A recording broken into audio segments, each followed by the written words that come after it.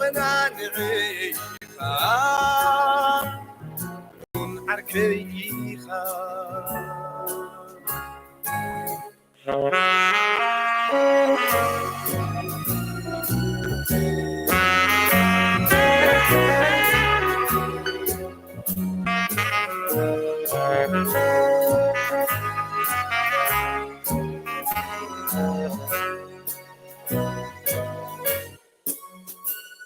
زخدو كل مجد سارات راي مخون يروم ساين تزيت النبو كيسل كي ربرب كما خازتات يني عبي مرخبو نير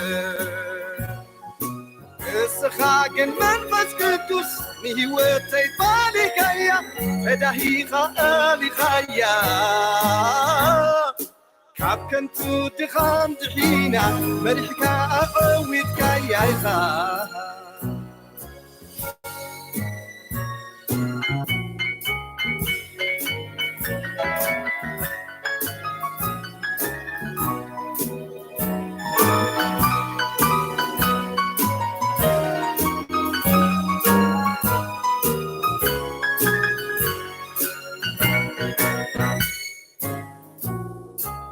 بيقتلن يا رفيق النيرت عقا رملاخ كخون كتعالي ميباع لقا زي زينكر لو هات زينك ابو مازنا كقلت مسيك الفقريس تقلت تتقال عمري وتأمرت نبر عملا خبانا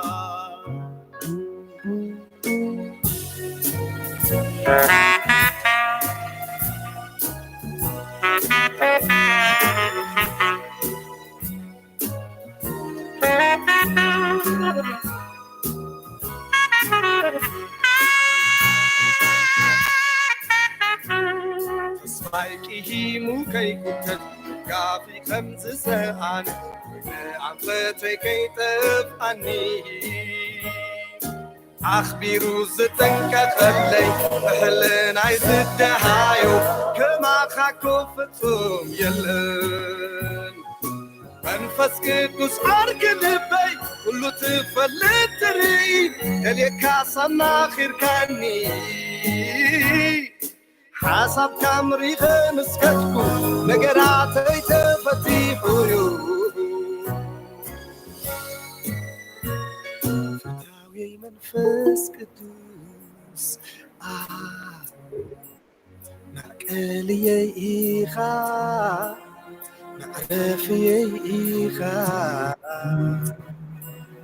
نصنعني إيخا من أركيخا فتاوي منفس قدوس مختاري إيخا الله مسكين كبرنا عملقنا يكون آمين السلام أملاك مسكولكم يكون እግዚአብሔር ይመስገን ስለ ምሕረቱ ስለ ጸጋው ሁሉ ስለዚህ ዘሃበትና ዕድል ጎይታ ነመስገን በስም ጎይታ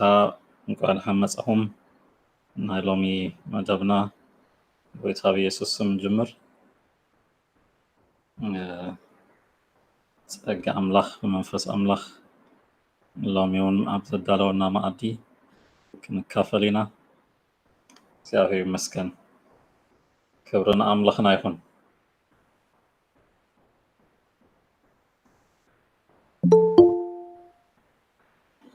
ጎይታ ነመስግኖ ስለ ዘሃበና ዕድል ስለዚህ ጊዜ ሁሉ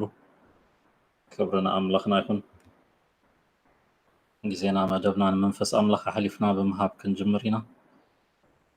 እሱ ከምዝዛረበና ህይወትና ዝጠቅም ነፍስና ድማ ዘበርተ ህይወትና ዝውስኸሉ ጊዜ ከሆነ እግዚአብሔር ይመስገን ክብርና አምላክ ይሁን በጸሎት መደብና ክንጅምሪና መንፈስ ቅዱስ عخا كيزينا حساباتنا لبنا كله نجزء لنا كتزاربنا كابخا كنت نصبي لنا منفس قدوس زين الصفات زاربلو كيزيك خون وشت إيماننا تنكفلو كيزيك خون بيسوس كريستوس سم نصلي እግዚአብሔር አምላክ ህይወት ነፍስ ወከፍ ጸጋኻ ክተበርትዕ ንጸልይ ኣለና እግዚአብሔር መንፈስ ቅዱስ ሎሚዮና ማእከልና ቃልካ ብስልጣን ክተሕልፎ ምህርናን ክትዛረበናን ንጽልይ ኣለካ ኩሉ ሻዕ ህይወት ዝኸውን ቃል ናይ ዘለኣለምና ህይወት ቃል ኣለካ ንለውጢ ክኸውን እግዚአብሔር ንትምህርቲ ንፍልጠት ንልቦና ንምስትውዓል ክኸውን ብስም ኢየሱስ ንጸልይ ኣለና ቃልካ ይሕለፍ ዝኽልክል ሓይሊ ኣይሃሉ እግዚአብሔር ኣምላኽ حساباتنا كل እግዚአብሔር ምስ ቃልካ ይሰማማዕ ልብና ምስ ቃልካ ይሰማማዕ ባሪያኻ ድማ እግዚአብሔር ጸጋ ብዝሃሉ ሓይሊ ይብዛሕ ብመንፈስካ ዝኾነ ኮሙኒኬሽን ክህሎ ምግላጽ ቃልካ እግዚአብሔር ኣምላኽ ብመንፈስካ ጥራዩ ክኸውን ዝኽእል እሞ እግዚአብሔር ኣምላኽ ብጎይታ ብኢየሱስ ስም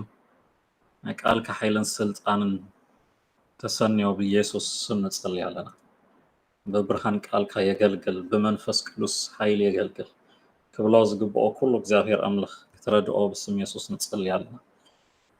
ማእከልና እግዚአብሔር አምላኽ ካባኻ ክመሃር ዝደለየስ ነፍስ ኩሉ ካባኻ ትረክብ ያሞ ኣይከልከል እግዚአብሔር አምላኽ ዝኾነ ዓይነት ጉዳያት ዝኾነ ዓይነት ኣእምሮ ዝሕዝ እግዚአብሔር አምላኽ ሎሚ ብኢየሱስ ክርስቶስ ስም በመንፈስካ ክበጽሕ ንጸልይ ኣለና بمنفسك እግዚአብሔር አምላኽ ንስኻ ትሓልፎ ንጸልይ ኣለና ጎይታ ብኢየሱስ ስም ሓይሊ ጸልማት ዘበለ ኩሉ ዝተኣሰረ ይኹን ናይ ኣጋንንቲ ክሲ ናይ ጸልማት ምኽሪ ኩሉ ብሽም ኢየሱስ ክርስቶስ ዝተኣሰረ ይኹን ቦታ ኣይርከብ እግዚአብሔር አምላኽ ግዜና መደብና ኩሉ ንዓኻ ሓሊፍና ንህብ እጅውን ብኣምልኾ ምስጋናኻ ክንዛረብ ክነኽብረካ እግዚአብሔር አምላኽ إذا خبرك منفس أبيوت نفس وكفنا بزي ساعتون كحلف متين مزمر ومزمور مسجانا مسواتي تقبل بيسوس نصلي علينا كبر كله مسجانا كله نقدس سم كايخون مقويتها بيسوس كريستوس سم آمين آمين أملاك مسكن نجيما بسم قويتان قاعدها متأهم لكم እግዚአብሔር مسكن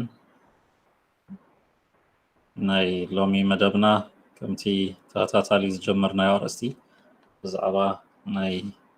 ዝተምህሮ ስሕተትን ልብታቶምን ኣብ ሳልሳይ ምዕራፍ በፂሕና ኣለና ጎይታ ኣብኡን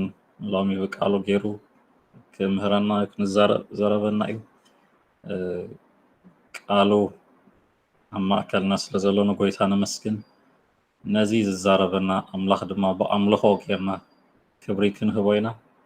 ምስ ሓፍትና ዳናይት ንጎይታ ክብሪ ንሃብና ክንምልኽ ኢና ግዜና መንፈስና ኩሉ እግዚእና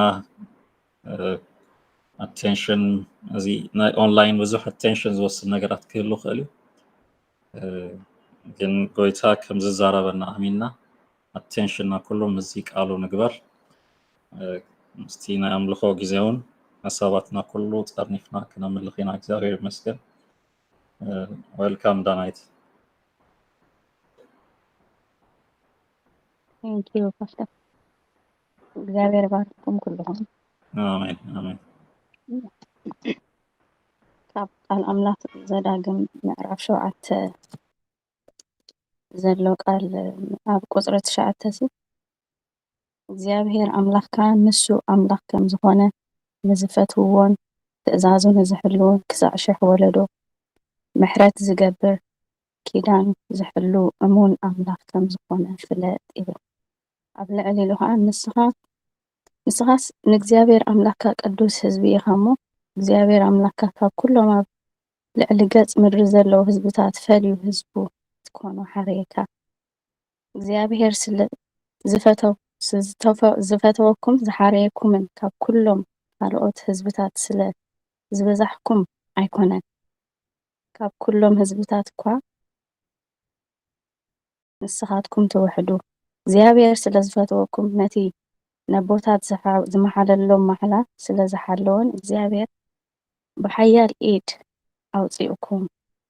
ኣብ ቤት ባርነት ድማ ኣብ ኢድ ፈርዖን ንጉስ ግብፂ ኣድሓነካ ይብል። ካብዚኣ እንታይ ተማሂረ በቃ እግዚኣብሔር እሙን ኣምላኽ ምዃኑ ስለ ዝበዛሕና ወይ ብግብርና ወይ ብናትና ክእለትን ብናትና ዝበለፀ ነገርን ዘይኮነስ እግዚኣብሔር ፈቲልና እግዚኣብሔር ሓሪርና እግዚኣብሔር ድማ ምሕረቱ እሙን ምዃኑን ከዓ ንውሉዱ ወለዶ ዝቕፅል ኣምላኽ ከም ዝኾነ እግዚኣብሔር ቃሉ ዝፍፅም ኣምላኽ ከም ዝኾነ እግዚኣብሔር እሙን ኣምላኽ እዩ። ኣብ ሂወትና ዝተዛረበና ቃል ኣሎ። ብቃል ኣምላኽ ብዝተፈላለየ መንገዲ እግዚኣብሔር ዝተዛረቦ ቃል ኣሎ። እግዚኣብሔር እሙን እዩ፣ ንቃሉ ክፍፅም ስጋ ኣብዚ ዘብፅሐና ጎይታሲ እሙን እዩ። እሙንነት ኣምላኽ እንዳዘከርና ክንዝምሮ ይደሊ ነዚ መዝሙር።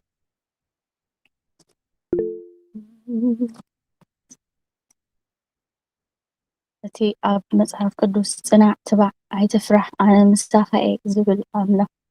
ቃሉ እንዳዘከርና በቃ እግዚኣብሔር መሳይ ኣሎ ኣይፈርሕን እየ ኣብ ቃሉ እንዳተኣመና ምክንያቱ እግዚኣብሔር ቃሉ ዝፍፅም ኣምላኽ ስለ ዝኾነ ኩነታት ወላ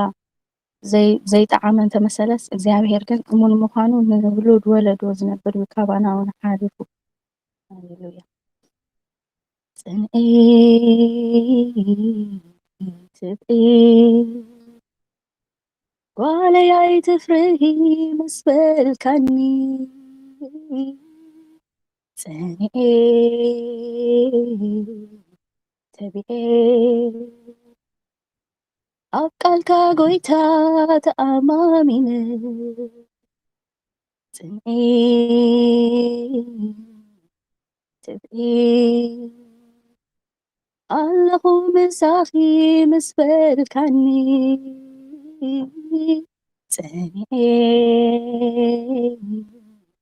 ተቢዔ ኣብ ክእለትካ ጎይታ ተኣማሚነ ጽንዒ ትብዒ ጓለይ ኣይትፍርሂ ምስ በልካኒ ጽንዔ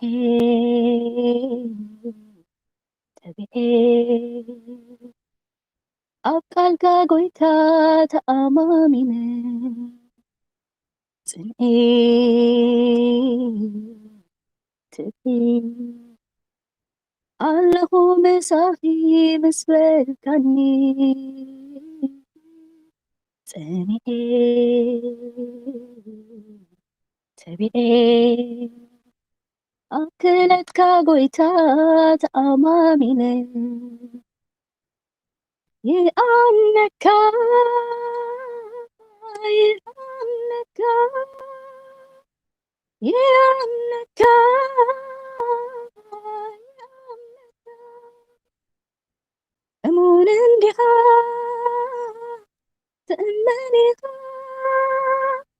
ይኣምነካ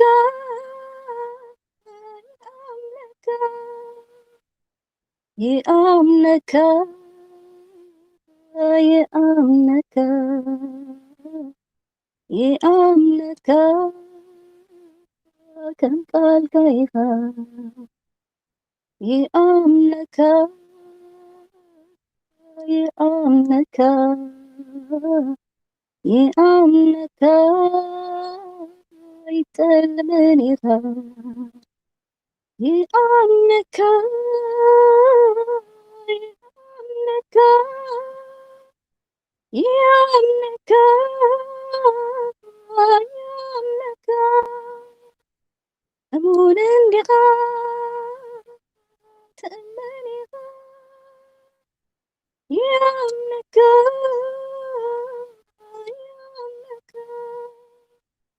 ይኣምነካ ይኣምነካ ይኣምነካ ከም ቃልካ ኢኻ ይኣምነካ ይኣምነካ يأمنك يطلبك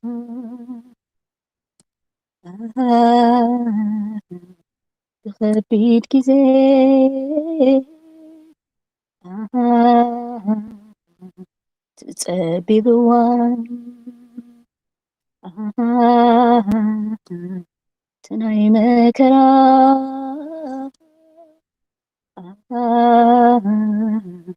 ናይ ተስፋ መቁረፅ መዓስከር ነይሩ ሳለኻዮ ተሰጊሩ ዘይከኣል ከቢድ ነይሩ ባኻዮ ተኻይሉ መዓስ ዝሕለፍ ነይሩ ሳለኻዮ ተሓሊፉ ዘይተወር ባርኮት ነይሩ ሳለኻዮ ኩሉ ቀሊሉ ሳለኻኒ ኢየሱስ ሳላ ጸጋኻ ትማል ሓሊፈ ብረድኤትካ ሳለኻኒ ጎይታ ሳላ ደገፍካ ናታተኻኒ ከይተፈለኻ ሳለኻኒ ኢየሱስ ሳላ ጸጋኻ ትማል ሓሊፈ ብረድኤትካ ሳለኻኒ ጎይታ ሳላ ደገፍካ ናታተኻኒ ከይተፈለኻ ይኣምነካ ይኣምነካ ይኣምነካ ከም ቃልካ ኢኻ ይኣምነካ ኢየሱስ ይኣምነካ ይኣምነካ ይጥልምን ኢኻ ኣብ ዘመናት ምሉእ ንዕኻ የለን ኣይተጻሕፈ ኣባይ በፂሑ ቃልካ ይለወጥ እዩ እሙን ምዃንካ ካብ ውሉድ ወለዶ ንወለዶ እሙን ምዃንካ ንዘላለም እዩ ኣብ ዘመናት ምሉእ ንዕኻ ኣሚኑ መልክዕ ሓፊሩ የለን ኣይተጻሕፈ ኣዋይ በፂሑ ቃልካ ይለወጥ እዩ እሙን ምዃንካ ካብ ውሉድ ወለዶ ንወለዶ እዩ እሙን ምዃንካ ንዘላለም ይኣምነካ ጎይታ ይኣምነካ ይኣምነካ ከም ቃልካ ኢኻ ይኣምነካ ኢየሱስ ይኣምነካ ይኣምነካ ይጥልምን ኢኻ ይኣምነካ ጎይታ ይኣምነካ ይኣምነካ ከም ቃልካ ኢኻ ይኣምነካ ኢየሱስ ይኣምነካ ይኣምነካ ይጥልምን ኢኻ ጽንዒ ትብዒ ዋለይ ኣይትፍርሂ ምስ በልካኒ ጸኒዐ ተቢዐ ኣብ ቃልካ ጎይታ ተኣማሚነ ጽንዒ ትብዒ ኣለኹ መሳኺ ምስ በልካኒ ጸኒዐ ተቢዐ أكلتك قويتا تأمامين يأمنك يأمنك يأمنك يأمنك أمون اندهاء تأمني يأمنك يأمنك يأمنك يأمنك يأمنك قال كيفا يأمنك يأمنك يأمنك يتلمنيها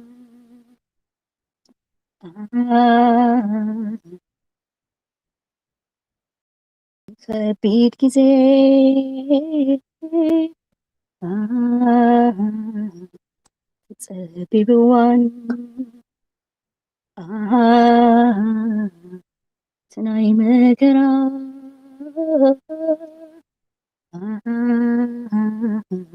ناي تسفى مقرا مع سكريرو صلغايو تساقيرو مع سحلفيرو صلغايو تحاليفو مع سكريرو صلغايو تساقيرو زكان كبير ميرو فايو كله غليلو صلغني بيسوع صلاتك مرحالي فبرديتك صلغني وقويتا صلى دقفك نتا تغني كي تفلغ صلغني يسوع صلاتك مرحالي فبرديتك صلغني يسوع صلى دقفك نتا تغني كي تفلغ ونتا تمثل تسمع زبرت سكن تسفاك سعزفتن أب حيواتي أنا سنيك أبيت ستزارك كيوت فتمن بك أي تتعلمت سمايكم كان أي تحسون فتون أنت تتعصين أمون أمون أملاغي أمون أمون أمون أملاغي أمون أمون أمون يسوسي أمون أمون أمون أملاغي أمون أموني غا أملاغي أمون أموني غا أملاغي أمون أموني غا أملاغي أمون أموني غا أملاغي أمون أمون أمون يسوسي أمون أمون أمون أملاغي أمون أمون يسوس أمون أمون أمون أملاغي أموني غا أملاغي أمون أموني غا أملاغي أمون أموني غا يسوسي أمون أموني غا أملاغي يأمنك يأمنك يأمنك يأمنك أمون بها تأمني يأمنك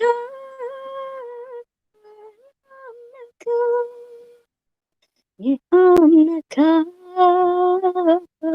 يأمنك يأمنك كم قال كيها يأمنك يأمنك يأمنك تلمنيها صلى قندي يسوع صلى تكا تمال حالي تبرديتك صلى قندي وقويتا صلى دقفك نتا تقني كي تبلغ صلى قندي يسوع صلى تكا تمنعني تبرديتك صلقني وقويتا صلى رقفك نتا تخني كي تبلغ أمون أمون أملاغي أمون أمون أمون يسوسي أمون أمون أمون أملاغي أمون أمون أمون يسوسي أمون أمونيغا أملاغي أمون أمونيغا أملاغي أمون أمونيغا أملاغي أمون أمونيغا أملاغي أمون أمون أمون يسوسي أمون أمون أمون أملاغي أمون أمون أملاغي أمون أمون يسوسي أمون أمونيغا أملاغي أمون أمونيغا أملاغي أمون هللويا أملاخنا أمون يلومون كل نجرنا بزيادة أمون ቆይታ ይባርኩ። አሜን አሜን። እግዚአብሔር ይመስገን። ክብርን አምላኽ ይኹን። እግዚአብሔር ከም ቃሉ እሙን እዩ። ዝሃቦ ተስፋ ድማ እሙን ሐቀኛ አምላኽ እግዚአብሔር ይመስገን። ክብርን አምላኽ ይኹን። ርእሱ ተአማሚኑ ብክእለትና ብብዝሕና ብሓይልና ናትና ፍልጠት ከይኮነስ ክእለቱ ተአማሚኑ ዝተሰአ አምላኽ እግዚአብሔር ይመስገን። ክብርን አምላኽ ይኹን። ነቲ ድኹም መንነትና ዝጥቀም ንሱ ብጸግኡ ዘንብረና አምላኽ እግዚአብሔር ይመስገን። ጎይታ ነመስግኖ ስለቲ አምልኾ ናይ ግዜ እጅግ ድማ ኣብቲ ዝሓለፈ ተኸታታሊ ንምሃሮ ዝቀንና ብዛዕባ ዝተምህሮ ስሕተታት ዝተምህሮን ልምድታትን ዝምልከት ኣብኡ ክንቀጽል ኢና። እግዚአብሔር ይመስገን ነቲ ግዜ መንፈስ አምላኽ ንቃልኣብን ዌልካም ቃልኣብ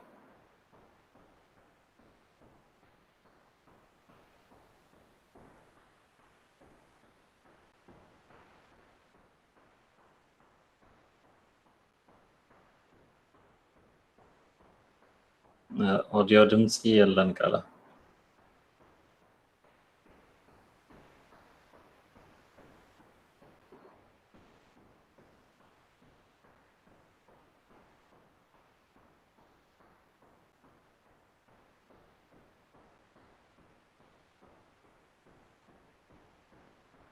Okay, I think ከም ብሓድሽ ወፂኡ ከኣቱ ይመስለኒ።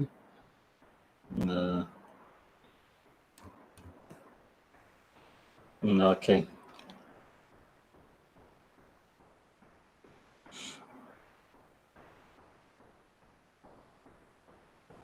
እግዚአብሔር ይመስገን ንሱ አረንጅ እንዳገበሮ እቲ እዚ ትምህርቲ መንፈስና ክነነቅሕ ብፍልጠት ድማ እቲ ምልላይ ምእንቲ ክህልወና ንሕና ክነቅሕ ቀጻሊ ቃል አምላኽ ዝእዝዘና ትእዛዝ እዩ ክነለሊ ከም ዝግብኣና እቲ ብጸጋ አምላኽ ምልላይ ኣሎ ብፍልጠት ተመሊእና ድማ ምልላይ ኣሎ መንፈስ አምላኽ ነቲ ሓቂ ከብርሃልና ከሎ ነቲ ሓሶት ንለልዮ በቲ ውሽጥና ዘሎ ናይ እግዚአብሔር መንፈስ ሓሶት ዘበለ ኩሉ ክነለሊ ንኽእል ኢና ነቶም ድኹማት ረድኤት ዘድልዮም ድማ ሰፖርት ክንገብሮም ኣዝዩ ሓላፍነታዊ ሓላፍነት ኦኬ አይ ቲንክ መጽያ አላ ቃልኣብ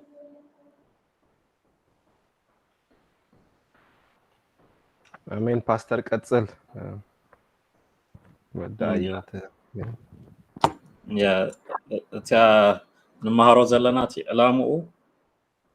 تي مللاي منفس منتي كلوانا نك إحنا دما نتي حقي ستاكن قبرو أبتي حقي انتكال وكن ملالس يتي كأندي تي تساوي تي تقريمس بزحات دما تتالي لهم أب نتي نحصوت تمرتاتن نحصوت وانجيل أسحيتهم زوار أو زحات يمزلو نزيهم نبرابر فيديو تاعتي متوا خاين لامش غير بشوف دايركت دي مايكروفون اوف كبروا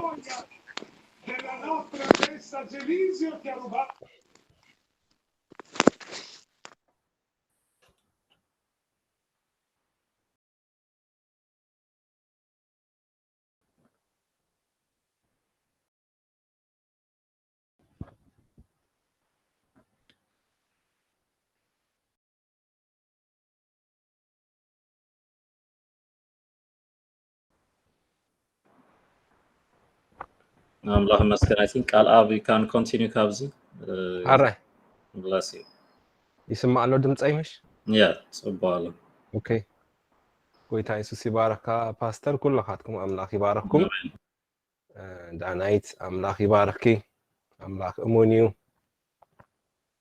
ኩላኻትኩም አምላኽ ይባረኩም ስለጸናህና ናይ አምልኾ ጊዜ ንጎይታ ነመስግኖ ነቲ ዝመጽእ ቃል ሓፂር ጸሎት ክንገብር ኢና እሞ ካብቲ ዝሓለፈ ሰሙን ዝጀመርናዮ ክንቅጽል ኢና ንጸልይ ጎይታ ነመስግነካ ኣለና ስለዚ ጊዜ መንፈስ ቅዱስ ኩሉ ጊዜና ክትቋጻጸሮ ብጎይታ በኢየሱስ ስም ንኣኻ ሓሊፍና ንህበካ ኣለና በኢየሱስ ስም ንኣዩን ክትቋጻጸረኒ ኩሉ ካባኻ ዝኾነ ነገር ድማ ብዘይ ምክልካል ክትዛረብ መንፈስካ ብጸጋኻ ክትድግኒ ይጸልይ ኣለኹ ነቶም ዝሰምዑን ኣዛኖም ክትከፍት ከመይ ከም ዝሰምዑ ከስተብህሉ ልቦናኦም ክተበርህ ብጎይታ በኢየሱስ ስም ይጸልይ ኣለኹ ነቲ ቃል ካብ ልብና ክሰርቕ ዝመጽእ ብዝተፈላለየ መገዲ ኣቴንሽንና ዝወስድ ናይ ጸላኢ ሓይሊ ኩሉ ብጎይታ በኢየሱስ ስም ንቃወሞ ኣለና ኩሉ ከባብናን ዘለናዮ ቦታ ክትቋጻጸር ብመንፈስካ ይጸልይ ኣለኹ ኩሉ ንቃልካ ክግዛእ ይጸልይ ኣለኹ ስጋና ክግዛእ ይጸልይ ኣለኹ ጸላእትና ክፉእ መናፍስቲ ብኢየሱስ ስም ንቃወሞም ኣለና ጎይታ በኢየሱስ ስም ካብ ቃልካ ክንሰምዕ ንቀርብ ኣለና ኢየሱስ ስም አሜን ኢየሱስ ጎይታ እዩ እምበኣር ካብቲ ዝሓለፈ ሰሙን ዝጀመርናዮ ክንቀጽል ኢና ምዕራፍ 3 ኢና ዝሓለፈ ሰሙን ጀሚርና ነቶም ዝነበርኩም ናይ ቀዳማይ ክፋል ናይ መጀመርታ ሳልሳይ ምዕራፍ ኢና ጀሚርና ስለዚህ አይነት ስህተት አስተምህሮ ኢልና ኢና ጀሚርና ዘለና ስህተት አስተምህሮ ክንብል ከለና ኩሉ በሓደ ጠቅሊልካ ሓሶት ትብሎ ወይ ድማ ጌጋ ወይ ድማ ንፋቅ ትብሎ አይኮነን ስለዚህ ከነለልዮ ይግባእ እዩ ነዚ ድማ ብጣዕሚ ኣገዳሲ ስለ ዝኾነ ክንሪኦ ኢና ስለዚህ ዝሓለፈ ሰሙን ካብተን ሓሙሽተ ተፈላለያ ዓይነት ስሕተት ኣስተምህሮ ንብለን ወይ ድማ ምስኡ ዝተተናኸፈ ነገር ከም ዘሎ ተንኪፍና ነርና እቲ ሓደ ሕማቅ ኣስተምህሮ ኢልና ጀሚርና ላስት ዊክ ጌጋ ወይ ድማ ኤረር ቲቺንግ ባድ ቲቺንግ ኢልና ነርና ብዘይ ምድላው በቃ እድል ስለ ዘጋጠመ ጥራሕ ሰኢልካ መጽሓፍ ቅዱስ ከይጸለኻ ትግንጽሎ ማለት እዩ ተሓረይ ናትካ ሓሳብ ካብ መንፈስ ቅዱስ ዘይኮነ ነገራት ተወሳሰኽ ማለት እዩ እዚ ድማ ጌጋ ይርከቦ እዩ sometimes ከምኡ እውን ሰባት ስለ ዝኾንና ኩልና ንጋገ ኢና ስለዚ ጌጋ ማለት ኩሉ ግን ሓሶት ማለት ኣይኮነን ንእሽተይ ኤረር ክህሉ ይኽእል እዩ ተኣርዮ ማለት እዩ ክንገረካ ከሎ ክትኣርዮ ቅሩብ ዝኾንካ ሰብ ክትከውን ኣለካ ኢልና ተዘራሪብና ነርና ብተወሳኺ ዝተወሰና ነጥብታት ሪእና ነርና ብዛዕባ እዚኣ መልኪትና ስለዚህ በዚ ከይጋጥም ናብዚ መጻወድያ ከይነኣቱ ክምህር ዝደሊ ሰብ እንድሕር ኣሎ ኮይኑ ያዕቆብ ክዛረብ ከሎ እንታይ ኢሉ ንሱ ብቆ ክኸውን ኣለዎ ኢሉ ተዛሪቡ ነይሩ። ብቆ ከብል ከሎ ብክልተ ነገር ኢና ነጥቢ ይሂቡ። እቲ ቀዳማይ ነገር በቲ ቃል ሓቂ ምልኣት ክህልው ኣለዎ፣ ፍፅምና ክህልው ኣለዎ። ካልኣይ ድማ ብተግባር ዝነብሮ ነገር ክምህር ኣለዎ ኢልና እዚኣ ዓይነት ሰብ ብቆ ከም ዝኾነ ውህበቱ ከም ዝኾነ ብቅንዕና ከማቐል ከም ዘለዎ ሓድሽ ተኽሊ ክኸውን ከም ዘይብሉን ርኢና ነርና። ኣገዳሲ ዘይኮነ ነገር እንዳምፀ መምርሒ እንዳገበረ ናብ ዝገደደ ነገር ከይኣቱ ማለት እዩ። ብቆ ዘይኮነ ግን ኣይምሃር ዝብል ነጥቢ እውን ያዕቆብ ምዕራፍ 3 አንቢብና ነርና። ኩልኻትኩም መማህራን ኣይትኩኑ ክብል ከሎ ማንም ሰብ ኣይኩን ማለት ከይኮነ ግን እቲ ብቆ ዝኾነ ኣምላኽ በቃ ዝመሃሮ ብኩሉ መገዱ ዝተፈተነ ሰብ ክኸውን ኣለዎ። እንዲያውም ኣብ ዕብራውያን ምዕራፍ 5 ይመስለኒ ከብቲ መብዛሕ ግዜ ኩልኻትኩም መማህራን ክትኮኑ ምተገባኣኩም ይብል። ግን ኩልሻ ኣብቲ ቦታኻ ምኳን ናብቲ ምልኣት ዘይምብፃሕ ፀገም እዩ። ስለዚ እሱን ፀገም ብጣዕሚ ዓብ ፀገም ከም ዝኾነ ድሓ ቀፂልና ክርድዮ ኢና። መማህራን ኣድለይቲ ምኳኖም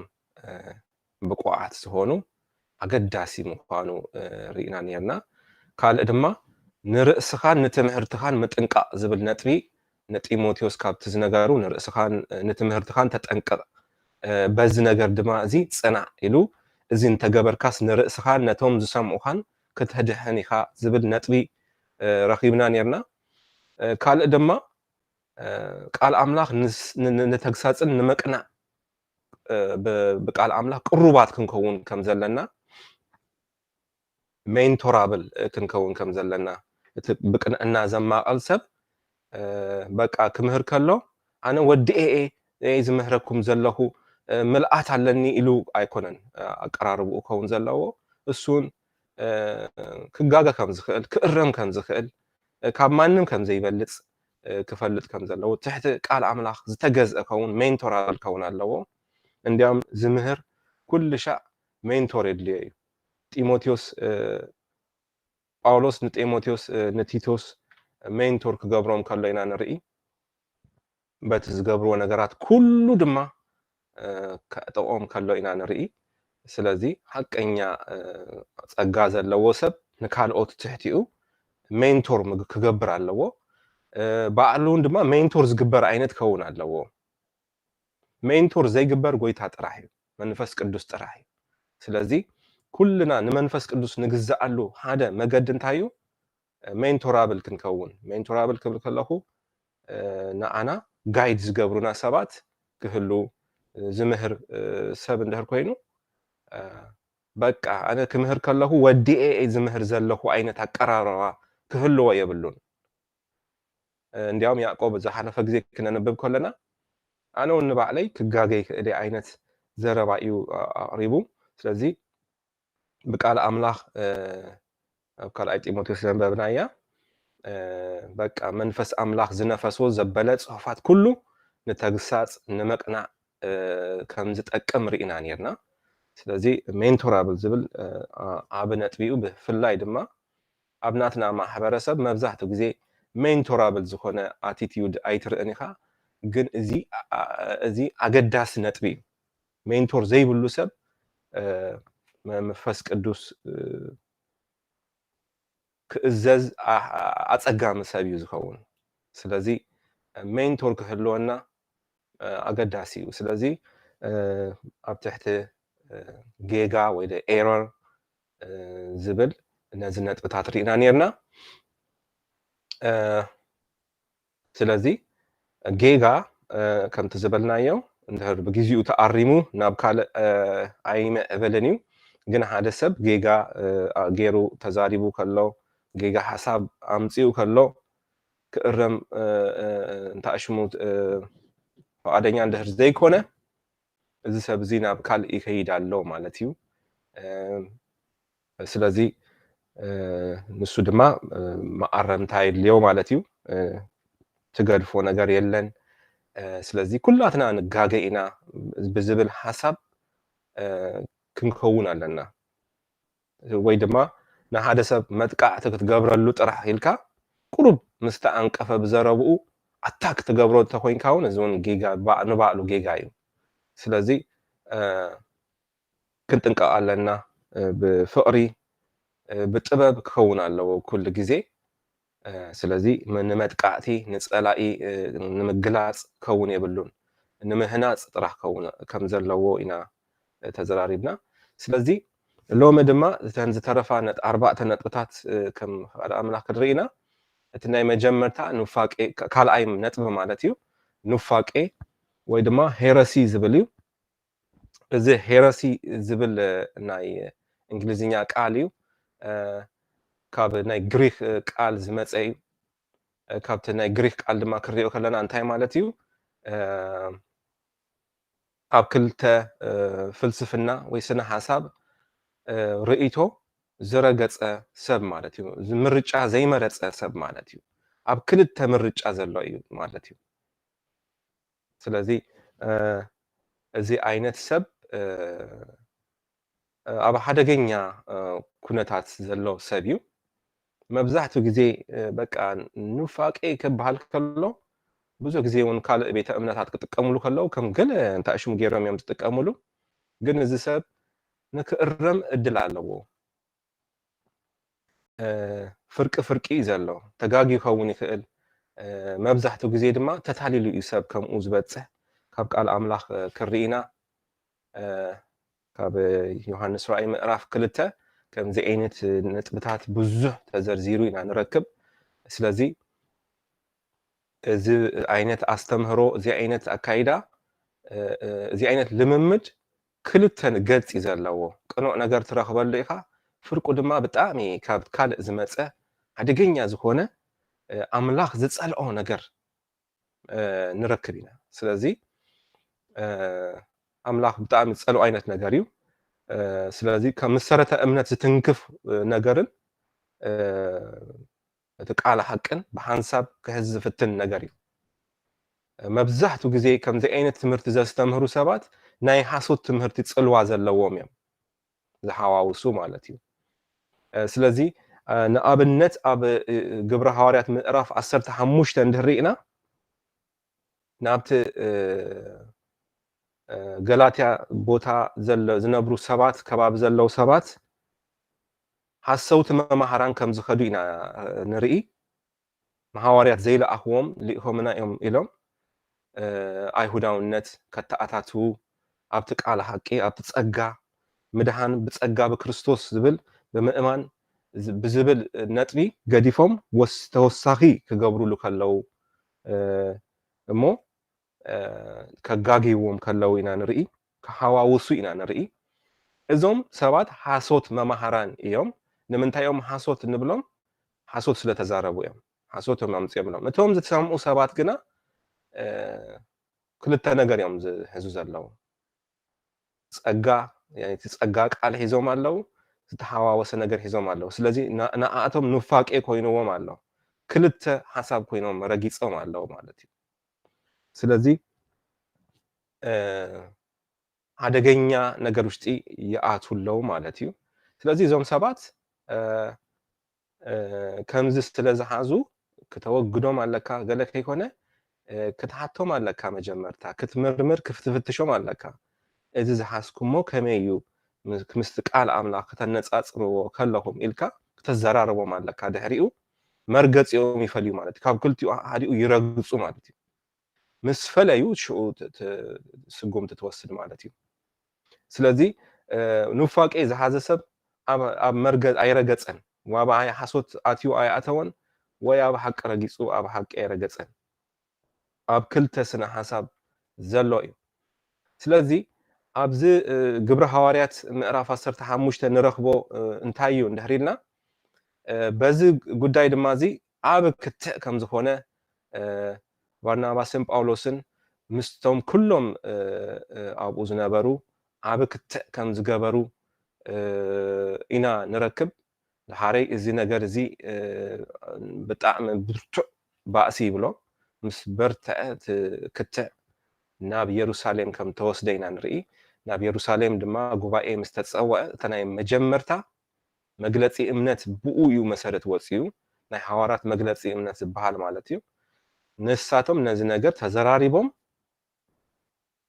መንፈስ አምላኽ ከም ዘርአዮም ዘውፅዎ ነገራት ጽሒፎም ከም ንይሁዳን ንሲላስን ጽሒፎም ከም ዝሰደድዎም ኢና ንርኢ ስለዚ ኣብዚ ጉባኤ ዝወሰንዎ ውሳኔ ብድምፅ ብልጭ ኣይኮነን እዚ ወሰንዎ እንታዮም ገይሮም ጉባኤ ምስ ተጸወዐ መንፈስ ቅዱስ ዝገብሮ ግብርታት ኣብቲ ዘመን ንኣህዛብ ብማዕረ ብዘይምድላው ብማዕረ መንፈስ ቅዱስ ይህቦም ከም ዝነበረ ቃል ድማ ይቅበሉ ከም ዝነበሩ ካልእ ድማ መንፈስ ቅዱስ ይምልኡ ከም ዝነበሩ ማዕረ ምስ ኣይሁዳውያን ምንም ኣፈላላይ ዘይብሉ ኢልዎ ጴጥሮስ ኣብቲ ክዛረብ ከሎ ኣብቲ ጉባኤ ማለት እዩ እዚ ምስ ነገረ ካልኦቱን ድማ ናቶም ምስ ነገሩ ኣብ መወዳእታ ያዕቆብ መደምደምታ ክህብ ንርኢ ምስቲ ትንቢት እንዳመሳኸረ ክዛረብ ከሎ እቲ ትንቢት እንታይ ከም ዝኾነ መርሚሩ እዚ ምስ ትንቢት ምስቲ ቃል ሓቂ ቀኖና ምዃኑ ሪኡ እወ ንኣህዛብ ካልእ ጾር ክነጽሮም ከም ዘይግባአና ምድሓን ብጎይታ ብኢየሱስ ክርስቶስ ብጸጋ ጥራሕ ብምእማን ብጸጋ ጥራሕ ምዃኑ ኢሉ ካልእ ጾር ኣይሃልኹም ግን ድማ ሓደ ድማ ኣድላይ ነገራት ድማ ከይገብሩ ካብ ዝሙት ክሕለው ካብ ሕኖቕ ክሕለው ካብ ናይ ጣዖት ተሰውዕ ክሕለው ግልጽ ዝኾነ ነገራት ጽሒፎም ከም ሰደድዎም ኢና ንርኢ ስለዚ ዝኾነ ኣብ ቃል ኣምላኽ ተመልከተ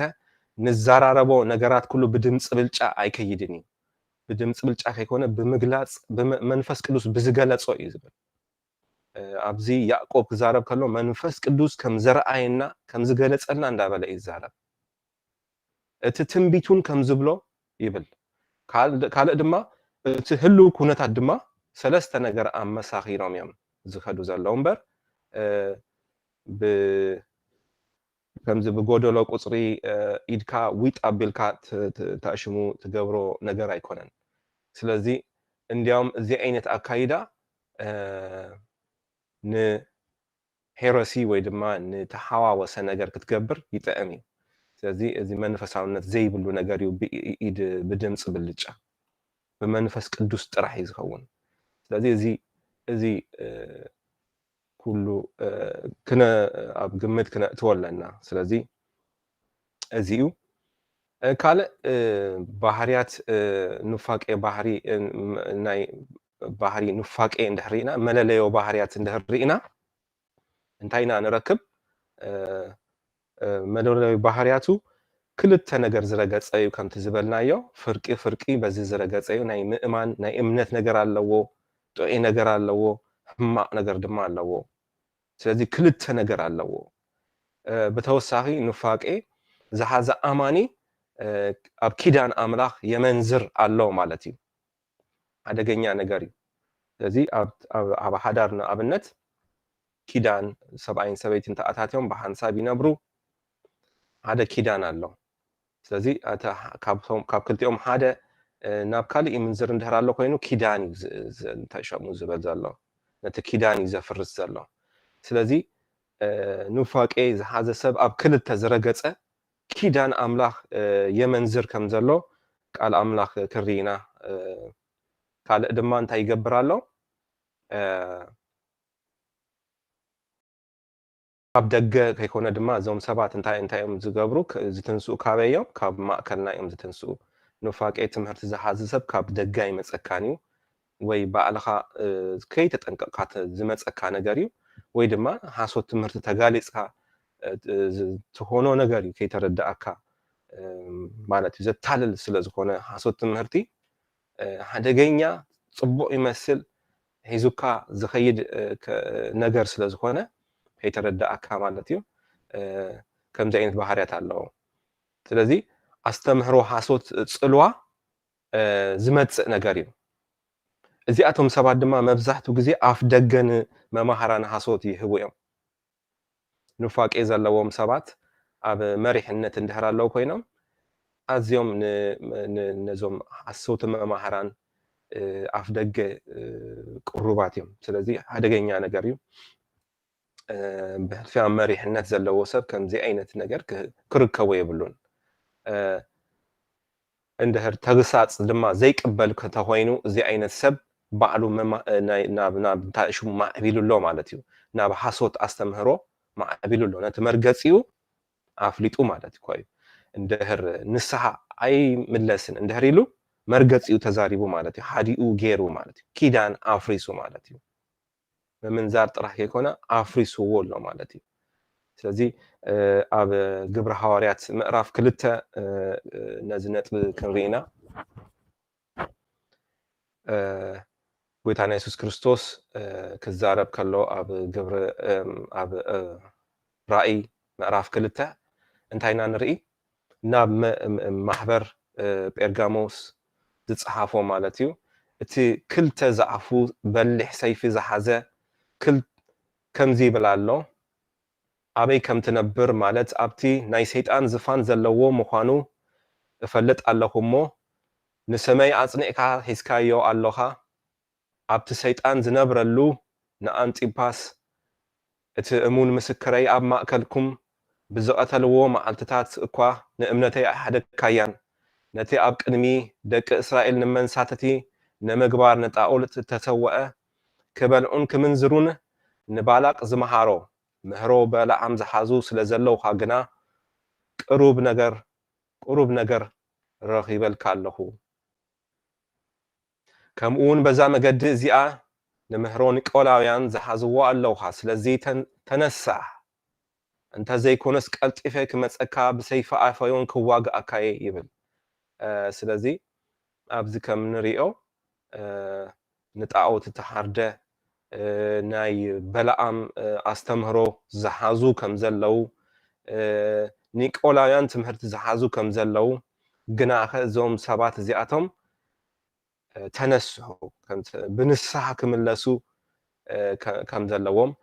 ንስሓ እንድሕር ዘይ ተቀቢሎም ግና ክርስቶስ ባዕሉ ከም ዝዋግኦም ይዛረብ ኣሎ ስለዚ ኪዳን ዘፍረሰ ሰብ ማለት እዩ ሓደገኛ ነገር እዩ ስለዚ መብዛሕትኡ ግዜ ኑፋቄ ክበሃል ከሎ ብዙሕ ሰብ ሓሶት ትምህርቲ ሓደ ገይሩ ዝሪኦ ግን ብጣዕሚ ኣዝዩ ፀቢብ ፍልልይ ኣሎ ግን ኣገዳሲ ነጥብታት እዩ ነዘን ነጥብታት ክሪአን ኢና ስለዚ እቲ ኣብ ሞንጎ ሓሶት ኣስተምህሮ ኑፋቄን ዘሎ ነጥብታት እንድሪኢና ብቀዳምነት ሓሶት ኣስተምህሮ ካብዚ ቀፂልና ንሪኦ ነጥቢ እዩ ንፋቄ ምስ ወዳእና ሓሶት ኣስተምህሮ ንሪኢና ሕጂ ኣብ ክልቲኦም ዘሎ ፍልልይ ንምንፃር ኢና እዚ ነጥብታት ንወስዶ ዘለና ብቀዳምነት ሓሶት ኣስተምህሮ እንታይ እዩ እቲ ኣስተምህሮ ጥራሕ ከይኮነ እቲ መምህሩን ሓሳዊ እዩ እቲ መምህሩን ሓሳዊ እዩ ትምህርቱ ጥራሕ ኣይኮነን ሓሳዊ መምህር ኪዳን ኣምላኽ ዘፍረሰ እዩ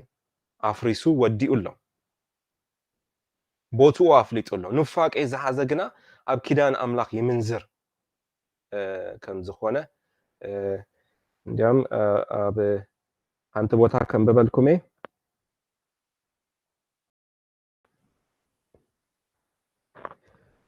ኦኬ ካብ ዮሐንስ ራእይ ምዕራፍ 3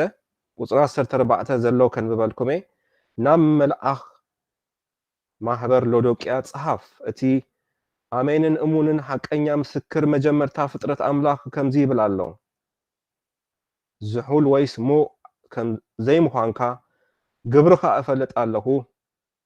ብኻ ዝሑል ወይስ ሞ ምኾንካ ከምቲ ልብጥ ዝበልካ ብምዃንካ ኣይምውቕ ኣይዝሑል ኢኻ እሞ ካብ ኣፈይ ጡፍ ክብለካ እየ ሃብታምን ፈሳስን እየ ሓንቲ እኳ ዘድልየኒ ነገር የልቦን ብምባልካ ሕሱርን ዘደንግፅን ነዳይን ዕውርን ሩቕን ምዃንካ ኣይትፈልጥን ኢኻ ዘለኻ ምእንቲ ክትህብትም ብሓዊ ዝፀረየ ወርቂ ካባይ ክትዕድግ ህፍረት ዕርቃንካ ምእንቲ ክትቀላዕን ክትደንን ከዓ ጻዕዳ ክዳውንቲ ምእንቲ ክትርኢ ንዒንትኻ ክትኩሕለን ኩሕሊ ካባይ ክትዕድግ እመኽረካ ኣለኹ ይብሎ። ስለዚ እዚ ነዛ ማህበር ዝመፃ ነገር እንታይ እዩ? እንታይ ምዃኖም ኣይርእዩን ኣለዉ። እሳቶም ዝረኣዮም ነገር ካልእ እዩ፣ እቲ ህልው ኩነታት ድማ ካልእ እዩ። ስለዚ እዚኣቶም ሰባት እንታይ ኮይኖም ኣለዉ? ተጠቢሮም ኣለዉ ማለት እዩ። ኣዒንቶም ፅቡቅ ኣይርእን ኣሎ፣ ልክዕ ኣይርእን ኣሎ፣ መምዘኒኦ ነጥቦም ተሃዋዊሱ ኣሎ። ስለዚ ክልተ ነገር ረጊፆም ኣለዉ። ስለዚ ካብ ኣፈይ ጡፍ ክብለካ እየ ዝብል ሓደገኛ መጠንቀቕታ እዩ ዝመፆም። ኣዒንትኻ ኣፅሪ ድሃሪ ድማ ዝሓዝካዮ ሕማቕ ምዃኑ ክትስተብህል ኢኻ ክትንሳሕ እውን ኢኻ። ዘይርኢ ሰብ ግን ክንሳሕ እውን ኣይክእልን እዩ። ስለዚ በዚ ምክንያት እዚ ነዚኣቶም መጠንቀቕታ ክመፆም ከሎን ንርኢ ብክልተር ዝረገፁ ስለ ዝኾኑ። ስለዚ ሓሳዊ መምህር ኪዳን ዘፍረሰ እዩ፣ በቲ ሓደ ወገን ተሰሊፉሎ ማለት እዩ። ውግእ እንድሕር ሪኢኹም ብክልተ ተፃራሪ ሓይልታት ዝግበር እዩ። ብናይ ኣምላኽ ወገንን ብፀላኢ ወገንን። ሓሳዊ መምህር ናብቲ ሓደ ወገን ከይዱሎ ኪዳን ኣፍርሱ ምስ ፀላኢ ተሰሊፉሎ ማለት እዩ። ኑፋቄ ዝሓዘ ግና ኣብ መንጎ እዩ ዘሎ ኣይፈለየን። ስለዚ እዚ ፍልልይ ንፁር ጌርና ክንሓስብ ዕድል ንንስሓ ከም ዘለዎም ኩሉ ንፋቄ ትምህርቲ ዝሓዘ ንሱ ሓሳዊ መምህር ከይኸውን ይኽእል እዩ። ሓሳዊ መማህራን ግና ሓሶት ይምህሩ እዮም፣ ከምኡ እውን ኑፋቄ እውን ይምህሩ እዮም። ክልቲኦም ዝምህሩ ሓሳዊ መምህር ከይኮነ ኑፋቄ ኣስተምህሮ ዝሓዘ ኣማኒ ጎይታ ንንስሓ ክሕደስ ግዜ ዕድል ይህቦ እዩ። ሓሰውቲ መማህራን ግና ንስሓ ክሕደሱ ከም ዘይከኣሎም ንምዱብ ፍርዲ ከም ዝፅበዮም ከም ዘሎ ንቁጣዓ ኣምላኽ ዝተሓለዉ ከም ዝኾኑ ቃል ኣምላኽ ይነግረና። ካልኣይ ጴጥሮስ ምዕራፍ 2 ዝሓለፈ ግዜ ሪእናዮ ነርና። ናብ ርእሶም ቅልጡፍ ጥፍኣት እናምፁ ዝብል ነጥቢ ሪእና ነርና። ኣብ ይሁዳ እውን ካብ ቀደም ነዚ ፍርዲ እዚ ተፃሕፉ ምዃኖም ይነግረና። ሮሜ ዘንበብናዮ ዝሓለፈ ሰሙን ማለት እዩ። ቁጣ ኣምላኽ ካብ ሰማይ ኣብ ረሲእነትን ኣመፃ ዘበለ ኩሉ ነቲ ሓቂ ብኣመፃ ናብ ዝኸድንዎ ሰባት ይግለፅ እዩ ይብል። ስለዚ ድሕሪ ኢልና እውን ኣብ ዕብራውያን ምዕራፍ 6 ዘሎ ብርቱዕ ፍርዲ ክነንብቦ ኢና። ንንስሓ ክሕደሱ ከም ዘይክእሉ ነቲ ደም ኪዳን ዝረገፀ ንንስሓ ክሕደስ እድል ከም ዘይብሉ ኣብኡን ይገልፅ እዩ። ስለዚ ሓሳዊ መምህር ርኩስ ዕላማ እዩ ዘለዎ። ሓሳዊ መምህር ኩሉ ሓሳባቱ ርኩስ እዩ። ንባዕሉ ክረብሕ ኢሉ ዝኾነ ነገር ይገብር እዩ። ስለዚ ነቲ ሰኣን ፍልጠት ዝዓወረ ብተንኮል ናብ ሕማቕ መገዲ መርሖ ናብ ፀድፊ የፅልፎ ኮነ ኢሉ ሓሳዊ መምህር ካብ ማሕበር ወፂኡ ኣንጻር ኣምላኽ ዝተሰለፈ እዩ ማለት እዩ። ከም በለዓም ክንወስድ ንኽእል ኢና፣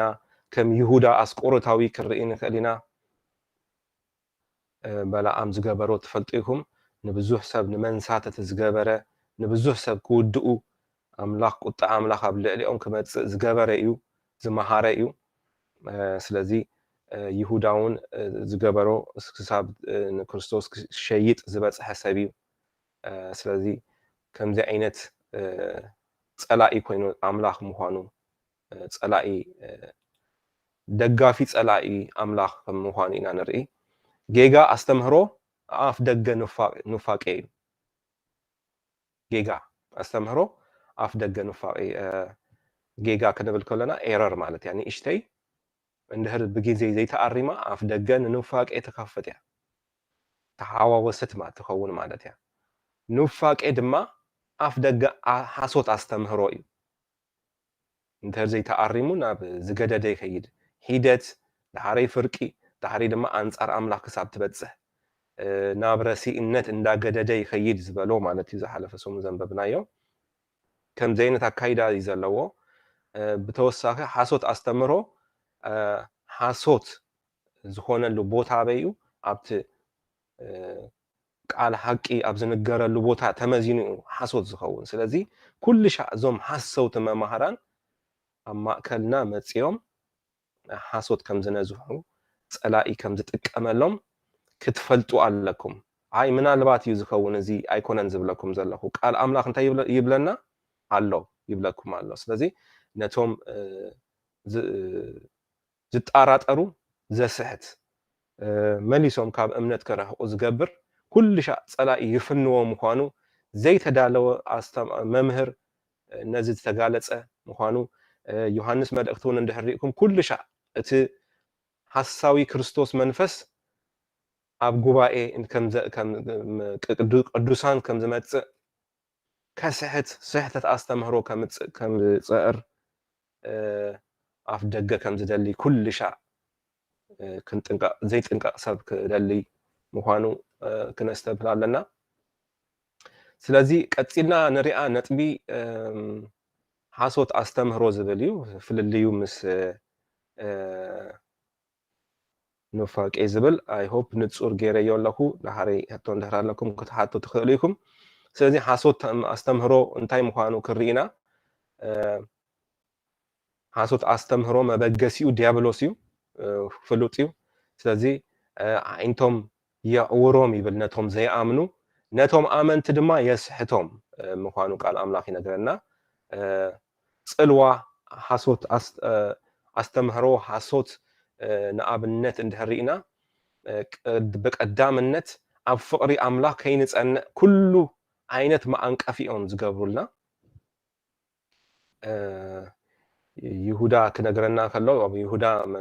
መጽሓፍ ብዛዕባ ሓሶት ኣስተምህሮ ብደንቢ ይዛረብ እዩ ንርእስኹም ግን ብፍቕሪ ኣምላኽ ክትሕሉ ይብል ካብ ሓሶት ኣስተምህሮ ንሕለው ብምንታይ እዩ ብፍቕሪ ኣምላኽ እዩ ብመንፈስ ቅዱስ እዩ ድማ ስለዚ መጀመርያ ኣታክ ዝገብሮ መጀመርታ መጥቃዕቲ ዝገብር ኣብ ፍቕሪ ኣምላኽ ኣብ ዘለና ንኣምላኽ ምፍቃር ዘለና ነገር ክጎድል እዩ ዝገብር ብዝተፈላለየ መገዲ ንኣብነት ንኣምላኽ ዝጸልኦ ሰብ የለን ግን ምስ ሓውኻ የባእሰካ እሞ ድሓረይ ጸላኢ ኣምላኽ ትኸውን ከይተፈለጠካ ማለት እዩ ንሓዉ ዝጸልእ ንኣምላኽ ይጸልእ ስለ ዝኾነ ድሓረይ ስርሑ ክሰርሕ ይጠቕሞ ማለት እዩ ምፍልላይ የምጽእ ፍቕሪ ኣምላኽ ከይንጸንዕ ማለት እዩ ኩሉ ሻዕ ክርስቲያን ፍቕሪ ኣምላኽ ኣብ ልቡ ከውን ኣለዎ ካብዚ ክሕለው ብፍቕሪ ኣምላኽ ክትገብር ከለኻ ኩሉ ነገር ካብ ሓሶት ካብ ኩሉ ነገር ትእረም ኢኻ ስለዚ ካልእ ድማ ናቶም ዝጥቀሙሉ እንታይ እዩ ርኩስ ትምኒት ብምፍጣር ነቲ ቃል ሓቂ ካብ ልቢ ሰብ ዝስውር ኣገባብ ይጥቀሙ ካልእ ዝተሓዋወሰ ኣስተምህሮ ብኡ ይትክእዎ ማለት እዩ ርኩስ ትምኒት ብምፍጣር በቃ ነቲ ቃል ሓቂ ዝጻረር ሓሳብ ተማዕበል ብባዕልኻ ማለት እዩ ስለዚ እዚ እውን ሓደገኛ ርኩስ ትምኒት ዝፈጥር ዘረባ ትምህርቲ ምድራዊ ትምኒት ምድራዊ ነገራት ዝፈጥር ነገራት ወይ ድማ ባዕልኻ ንባዕልኻ ፍሉይ ዓይነት ገይሩ ዘርእካ ከም ቃል ኣምላኽ ከም ዘይኮንካ ዘርእካ ርኩስ ትምኒት ዝፈጥር ነገራት ውሽጢ ኣቲኻ ከይተረዳእካ ኣንጻር ቃል ኣምላኽ ደው ኢልካ ትርከብ ማለት እዩ ስለዚ ዘይምእማን ናብ ሓሳባት ዘእቱ በቃ ንሳቶም ጥራሕ ኣብ ዝኾነ ዓይነት ፀፍሒ ከም ዝበጽሑ ካልኦት ግን ብዙሕ ከም ዝተርፎም ዘይኣምን ልቢ በቃ ንኣምላኽ ከምዚ እኮ እዩ ንኣቶም ጥራሕ እዩ ተኣሽሙ ዝሓረዮም ዘብለካ ኣገባብ ይጥቀሙ ኣብቲ እሙን ቃል ድማ ሓቂ ሕቶ ይፈጥሩ ብዙሕ ግዜ ዝጥቀሙሉ ነጥቢ ኣነ ሓደ እዋን እንታይ ኣጋጢሙና ሓደ ወዲ ናይ ጴጥሮስ ናይ ጳውሎስ መልእኽቲ ምልኣት ከም ዘይብሉ ጳውሎስ ዝተርፎ ነገር ከም ዝነበሮ ኣምላኽ ግና ንዓና ከም ዝንዳበለ ክዛረብ ከሎ ይዝከረኒ እዚ ድማ ኣንጻር እቲ ቃል ሓቂ ዝተስአ ምዃኑ ክንፈልጥ ኣለና በዚ ምክንያት ድማ ካብ ቃል ኣምላኽ ሓንቲ ትጻረራ ነገር እንድሕር ኣላ ወይ ድማ ዘይትቅበላ ነገር እንድሕር ኣላ ገይሮም ካለው ኮይኖም በቃ ኣንጻር ኣምላኽ ተሰሊፍካ ኣለኻ ማለት እዩ ከይተረዳእካ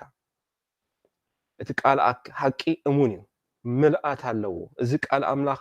ዘለና ንሕና ሓንቲ ሕቶ እንድሕር ኣለና ኮይኑ ምስቶም ኣገልገልትና ክነዕርዮ ኣለና ቀልጢፍና ሕቶ እንድሕር ተፈጢርና እዚኣ ኣይ በርሃትለይን ኣይትመስለንን እያ እዚኣ ልካ ኣይትመስለንን ንብሎ ነጥቢ እንድሕር ኣሎ እዚ ፅልዋ ሓሶት ኣስተምህሮ እዩ እዚ ክፍወስ ኣለዎ ኣብቲ ቃል ሓቂ እሙን ምዃኑ ብምልኣት ክንቅበሎ ኣለና ብሓንቲ እንድሕር ዘይተቀቢልናያ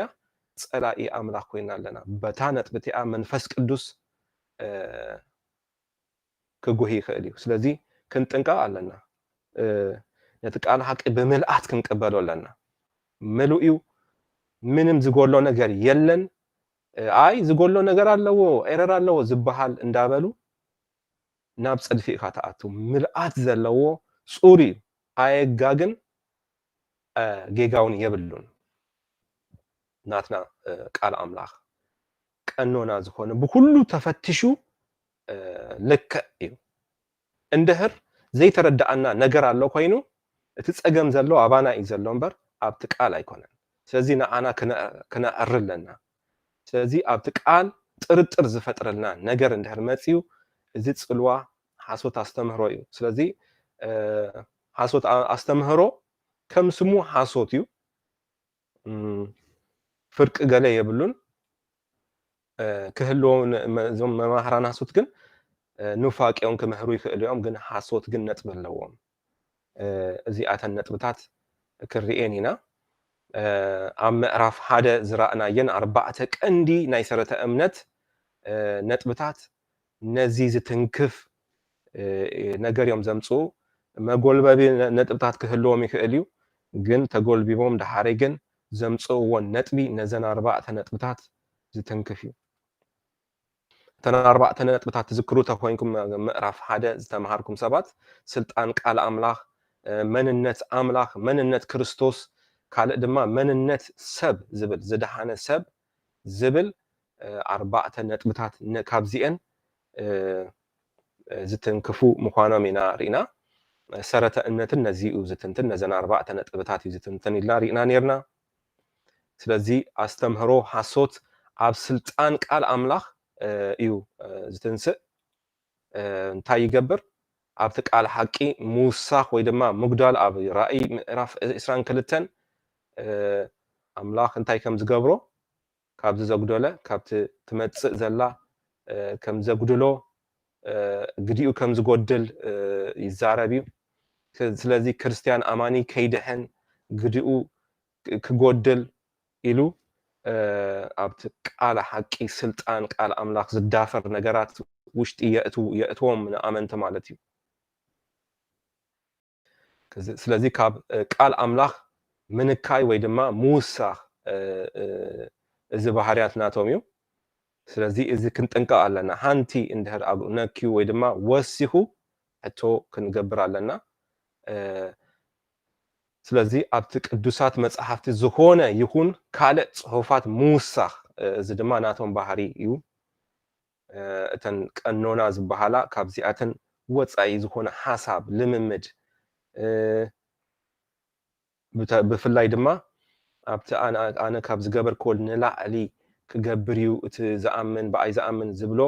በዚ ተጎልቢቦም ካልእ ነገራት ሓሶት ዝገብሩ ነገራት ኣለዉ ግን ክርስቶስ ካብ ዝገበሮ ንላዕሊ ዝብል ክብል ከሎ ልዕሊኡ ኣባሃህልኡ ክርዳእና ኣለዎ እቲ ኮንቴክስት ክርዳእ ኣለና ካልእ መጎልበቢ ክኸውን የብሉን ስለዚ እንታይ እዩ ዝብል ዘሎ ካብ ክርስቶስ ንላዕሊ ማንም ክገብር ኣይክእልን እዩ ማንም ሰብ ክገብር ኣይክእልን እዩ ግን ኣብቲ ምድሓን ኣብቲ ምድሓን ወዲ ሰብ ወንጌል ምስፋሕ ኩልና ንገብሮ ብዙሕ ምዃኑ እዩ ዘመልክት እምበር ልዕሊ ክርስቶስ ማንም ክገብር ኣይክእልን እዩ ስለዚ ማንም ካብ ሙታን ክትንስእ ዝክእል የለን ማንም ብጽድቂ ብዘይ መንቅብ ክመላለስ ዝክእል የለን ስለዘይ የለውን እዩ ናብ ክርስቶስ ዝመጻና ስለዚ ልዕለይ ክገብር ይክእል እዩ ክብል ከሎ ካልእ ነገር መወሳሰኺ ነጥቢ መጎልበቢ ክኸውን የብሎን ካልእ ነጥቢ ድማ እታ ካልአይቲ ነጥቢ ኣምላኽ መን ምዃኑ ኣብዚ ሓሶት የምጽእ ማለት እዩ መንነት ኣምላኽ ከም ዘሎ ምጥርጣር ካብዚ ሓሊፉ ድማ ኣብ ባህርያት ኣምላኽ ዝጠዊ ትምህርቲ ኣምላኽ ከምዚ እዩ ኢልካ ብጣዕሚ ሓደገኛ ዝኾነ ነገራት ኣብ መንነት ኣብ ዘይፈልጥዎ ኣምላኽ ከለው ንሳቶም ኣብ ባህርያት ኣምላኽ ዝተጠወየ ትምህርቲ ክምህሩ ከለው ነዚ ትምህርቲ ዝሓዘ ድማ ሰብ ኢሚዲየትሊ ካብ መንፈስ ቅዱስ ይጻረር ሓሳብ ከም ዝሓዘ ክርዳእ ኣለዎ ስለዚ ብተወሳኺ ብዛዕባ ስላሴ ክሕደት ሓሳብ ይሕዙ ናይ ስላሴ ክሕደት ይጠውይዎ ማለት እዩ እዚ መንፈስ ኣምላኽ ዝገልጸልካ ሓቂ እዩ ኣብ ቃል ኣምላኽ ብምልኣት ትረኽቦ ነገር እዩ ብዛዕባ ስላሴ ስለዚ እዚኣቶም ሰባት ግና መንፈስ ኣምላኽ ስለ ዘይገለጸሎም ክሕሱ ነቶም ዝሰምዖም ድማ ከጋግዩ በዚ ይጥቀሙ ካብዚ ሓሶት ዝሓዘ ክርስቲያን ኣብ ሓደጋ ኣሎ ማለት እዩ ስለዚ ክንጥንቀቕ ኣለና ካብ ትሰምዕዎ ተጠንቀቁ ከመይ ከም ትሰምዑ ተጠንቀቁ ክብል ከሎ ነዚ እዩ ዘመልክት ካልእ ድማ መንፈስ ቅዱስ ኣምላኽነት ይክሕድዎ ማለት እዩ ንመንፈስ ቅዱስ ሓይሊ ጥራሕ ኢሎም ይገልጽዎ ፋየር ጥራሕ ኢሎም ይገልጽዎ ከምዚ ንሳቶም ዘንቀሳቀስዎ ዓዊሎም ተዛሪቦም ዘንቀሳቀስዎ ናቶም እንታሽሙ ጌሮ ይገብርዎ መንፈስ ቅዱስ ግና ኣምላኽ እዩ መንፈስ ቅዱስ ባዕሉ ኣምላኽ እዩ ስለዚ ፐርሰን እዩ ሓደ መጺኡ ፋየር ስለ ዝበላ ኣይኮነን ንሱ ዝመጽእ ነሱ ኣይኮነ ንሱ ከም ብድሌቱ ዝንቀሳቀስ እሱ ገዛኢ ዝኾነ መንፈስ እዩ ነዚ ዘይግዛእ ሰብ ግን መንፈስ ቅዱስ ክገዝእ ዝሓስብ ድማ እዚ ሓደገኛ ሓሳዊ ምዃኑ ክትፈልጡ ኣለኩም ሳልሰይቲ ነጥብ ድማ ኣስተምህሮ ሓሶት ኣብ ክርስቶስ መንነት ክርስቶስ ብብዝሒ ኣተኲሩ መጥቃዕቲ ይገብር እዩ ስለዚ ኢየሱስ ኣምላኽነት ይክሕድ ኣምላኽ ኣይኮነን ይብል ኢየሱስ ብስጋ ይትገልጸን ይብል ከምቲ ኣብ ዮሐንስ መልእኽቲ ክዝረአናዮ ማለት እዩ ምድሓን ብክርስቶስ ጥራሕ ኣይኮነን ካልእ መገድታት እውን ኣሎ ይብለካ ነዚ ሓሳብ እንድሕር ሒዝካ ካልእ ግብርታት ክትገብር ነዚ ጸጋ ኣምላኽ ተነቃለኻ ማለት እዩ ምኽሪ ኣምላኽ ተስተናቐቕ ኣለኻ ማለት እዩ ከይተረዳእካ ኣብ ሓደገኛ መጻወድያ ውሽጢ ኣቲኻ ኣለኻ ማለት እዩ ትንሳኤ ሙታት ምኽሓድ ካልኡን ምጽኣት ጎይታ ሓሊፉ እዩ ዝብል ነጥቢ ኢየሱስ ኣይተንስአን ዝብል ነጥቢ ንሳቶም ዝህብዎ ማለት እዩ ብግልጺ ኣይበልዎ እምበር ኣብቲ ትምህርቶም ኣጸቢቕኩም እንድሕር ሰሚዕኩም ትረኽብዎ ነገራት ኣሎ ተጎልቢቦም ብጽቡቕ ዘረባ ተዛሪቦም ኣብ መወዳእታ መሕለቢኦም ግን ሓንቲ ጥብ የብሉልኩም እሱ ኩሉ ብጽፈት ዘይሰምዕ ክርስቲያን ኣብ ልቡ ዘይከውን ነገር ይኣቱ ማለት እዩ ስለዚ ኣስተምህሮ ሓሶት ድማ ኣብ መንነት ሰብ ይጠውዮ ነገር ኣሎ ሰብ ኣምላኽ እዩ ዝብል ነጥቢ የምጽእ ሄዋን ዝሰሓተትሉ ዝወደቐትሉ ነጥቢ ሰብ መንፈስ እዩ ዝብል ዝተሓዋወሰ ነገር ሓሶት ኣብ መንነት ሰብ የምጽእ ማለት እዩ ካልእ ድማ ንረኽቦ ካብ ቃል ኣምላኽ መርዓ ምክልካል እዚ እውን ሓሶት እዩ መርዓ ኮንስቲቱሽን ኦፍ ጋድ እዩ ናይ ኣምላኽ ኮንስቲቱሽን እዩ ኣምላኽ ዝሰርዖ ነገር እዩ ኣምላኽ ካብ ዝሰርዖ ነገራት ውሽጢ መንግስቲ ሰሪዑ ዓሌታት ሰሪዑ መርዓ ድማ ገይሩ ኣሎ ኪዳን ዘለዎ ነገር ኩሉ ማለት እዩ ስለዚህ ነዚ ድማ ይክልክልዎ ኪዳን ኣምላኽ ይክልክልሎ ማለት እዩ ካልእ ድማ ሓንሳብ ምስ ደሓንካ ድሕሪኡ ኣነባብራኻ ብዘየገድስ ከም ድሌትካ ሓንሳብ ድሒንካ ኣለኻ ሞ ኩሉ ሻዕ ምንም ፀገም የብሉን ድሌትካ ክትነብር ዝብል ሓደገኛ ኣገባብ ይዛረቡ እዮም ያዕቆብ መልእኽቲ ግን ክንመሃር ከለና ከም ዝረኣናዮ ነቲ እምነትና ክንነብሮ ኣለና ነቲ እምነትና ዘይነብር ዘይተፈተነ እንድሕር ኮይኑ እዚ እምነት የብሉን ማለት እዩ ትነብሮ ናብራ ግን ብግብሪ ትነብሮ ናብራ ግን ንምድሓን ኢልካ ከይኮንካ ትገብሮ ግን ስለ ዝደሓንካ ትገብሮ ነገር እዩ ዝደሓነ ሰብ ከሪኦ ዝግባእ ባህርያት ያዕቆብ ዝዘርዚሩና ኣሎ ስለዚ በዚ ነጥቢ ንሳቶም ግን ገምጢሎም ነቲ ሓርነት ብክርስቶስ ንመጎልበቢ ከፍኣት ክገብርዎ ከም ዝኾኑ ኢና ንርኢ ኦኬ መልእክቶም እንድሕር ርኢናዮ መብዛሕትኡ ግዜ በቃ ብደጊኡ ክትሪኦ ከለኻ ቅቡል እዩ ብሰብ ሓሳብ ብጣዕሚ ቅቡል እዩ ምንም ነገር ተውፅኣሉ የፀግም እዩ ኣቨሬጅ ዝኾነ ክርስቲያን ሂወት ዘለዎ ማእከላይ ሂወት ዘለዎ ክርስቲያን ሰሚዑ ይቅበሎ ይኽእል እዩ ድኹም ክርስቲያን ሰሚዑ ይቅበሎ እዩ ዝዳ ሓቂ ኢሉ ናቱ ሳይድ ዝገብረሉ ዓይነት መልእኽቲ እዩ ዝህብ ቅቡል ልሙድ ነገር እዩ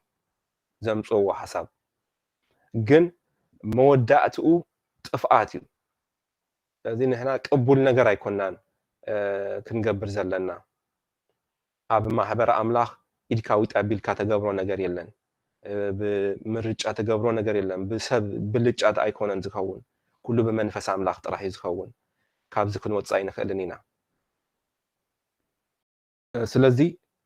ካልእ እንታይ ኣሎ ትምህርቲ ብጣዕሚ ክንጥንቀቕ ኣለና መማህራን ድማ ነቲ ቃል ሓቂ ክምህሩ ክተግሁ ኣለዎም ስለዚ ዘለልዩ ሰባት ክህሉና መንጎና ዘጽንዑ መጽሓፍ ቅዱስ ዘጽንዑ ሰባት ክህልዋ ኣብ መንጎና ኣገዳሲ እዩ ነዚ ዓይነቶም ሰባት ክንሕዞም ኣገዳሲ እዩ ስለዚ ካልኣይ ጴጥሮስ ምዕራፍ 2 ነቢያት ሓሶት ኣብ ማእከል እቲ ህዝቢ ከም ዝተንስኡ ዝነበሩ ከምኡ ድማ መማህራን ሓሶት ክትንስኡ እዮም እዚ ፕሮባቢሊቲ ኣይኮነን ምናልባሽ ኣይኮነን በቃ ክትንስኡ እዮም ኢሉ ክዛረብ ከሎ ንርኢ ናብ ርእሶም ቅልጡፍ ጥፍኣት እናምፅኡ ድማ ክሳብ እቲ ተሻይጦም ጎይታ እኳ ክሕድዎ እዮም ንሳቶም ናይ ጥፍኣት ምፍልላይ ኣስሊኾም ከእትዉ እዮም ይብል ስለዚ ኩሉ ሻዕ ክንጥንቀቕ ከም ዘለና ነቲ መጓሰ ክንሕሉ ክንተግህ ከም ዘለና ኣገልገልቲ ዝኾና ኩላትና በዚ ክንጥንቀቕ ክንምህር ነቲ ቃል ሓቂ ክንምህር እንድሕር ኣብ መንጎና ድማ ገለ ምስ ቃል ኣምላኽ ዘይከይድ እንድሕር ኣሎ ክነዕሪ ክንተግህ ኣለና በዚ ክንተግህ ኣለና ከመይ ጌርና ብሓንሳብ ብሰናይ ከም ንመላለስ ጥራሕ ምርኣይ ፅቡቅ ኣይኮነን ኩሉ ሻዕ ከምኡ ምርኣይ እውን ፅቡቅን ድዩ እንድሕር ግና ዘይከውን ነገር ዝሓዘ እንድሕር ኣሎ ኮይኑ ተሰማሚዕካ ትነብረሉ ነጥቢ የብልካን ማለት እዩ ክርስቶስ እውን ክሓተካ እዩ ስለዚ ክልተ ነጥቢ ኣለው ሓንቲ ካብዞም ስሕተት መማህራን ንባዕልና ከመይ ኢና ንሕሉ እንድሕር ኢልና ቀዳማይ ብመንፈስ ቅዱስ እዩ መንፈስ ቅዱስ ዝኾነ መንፈሳዊ መንፈስ ቅዱስ ናብ ኩሉ ቃል ሓቂ ከም ዝወስደና ከም ዝመርሓና ዮሃንስ ወንጌል ምዕራፍ 14 ንርኢና ካልእ ድማ ብፍቕሪ ኣምላኽ ክንሕሉ ንባዕልና ይሁዳ ምዕራፍ 1:21 ንረኽቦ ነጥቢ እዩ ብዙሕ ናይ መማህራን ሓሶት መግለፂ ምስ ሃበ ካብዚኣቶም ግና ንባዕልኻ ብምንታይኻ ንርእስኻ ብምንታይኻ ትሕሉ ብፍቕሪ ኣምላኽ ክርስቲያን ፍቕሪ ኣምላኽ ውሽጡ ክሓስብ ኣለዎ ኩሉ ሻዕ በቃ ኣምላኽ ከመይ ከም ዘፍቀረካ ክተስተንትን ኣለካ ኣምላኽ ሰናይ ዝገበረልካ ጥራሕ ክተስተንትን ኣለካ እንታይ ክረክብ እንታይ ክረብሕ እንታይ ከጋጥመኒ እዩ እንታበልካ ትሰግእ ኣብዚ ርኩስ ትምኒት ተምፅእ ከይኮነ በቃ ኩሉ ገዲፍካ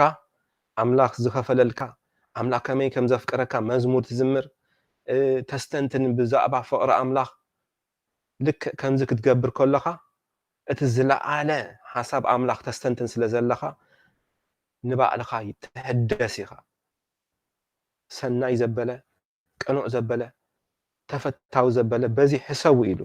ስለዚ በዚ ዓይነት ነገር ክትሓስብ ኣለካ መማሃራን ሓሶት ሓሳብካ እዮም ዘበላሽውዎ እቲ ተሓስቦ እዮም ዘበላሽውልካ ከመይ ከም ትሓስብ እዮም ዘበላሽውልካ ንስኻ ግና ብፍቅሪ ኣምላኽ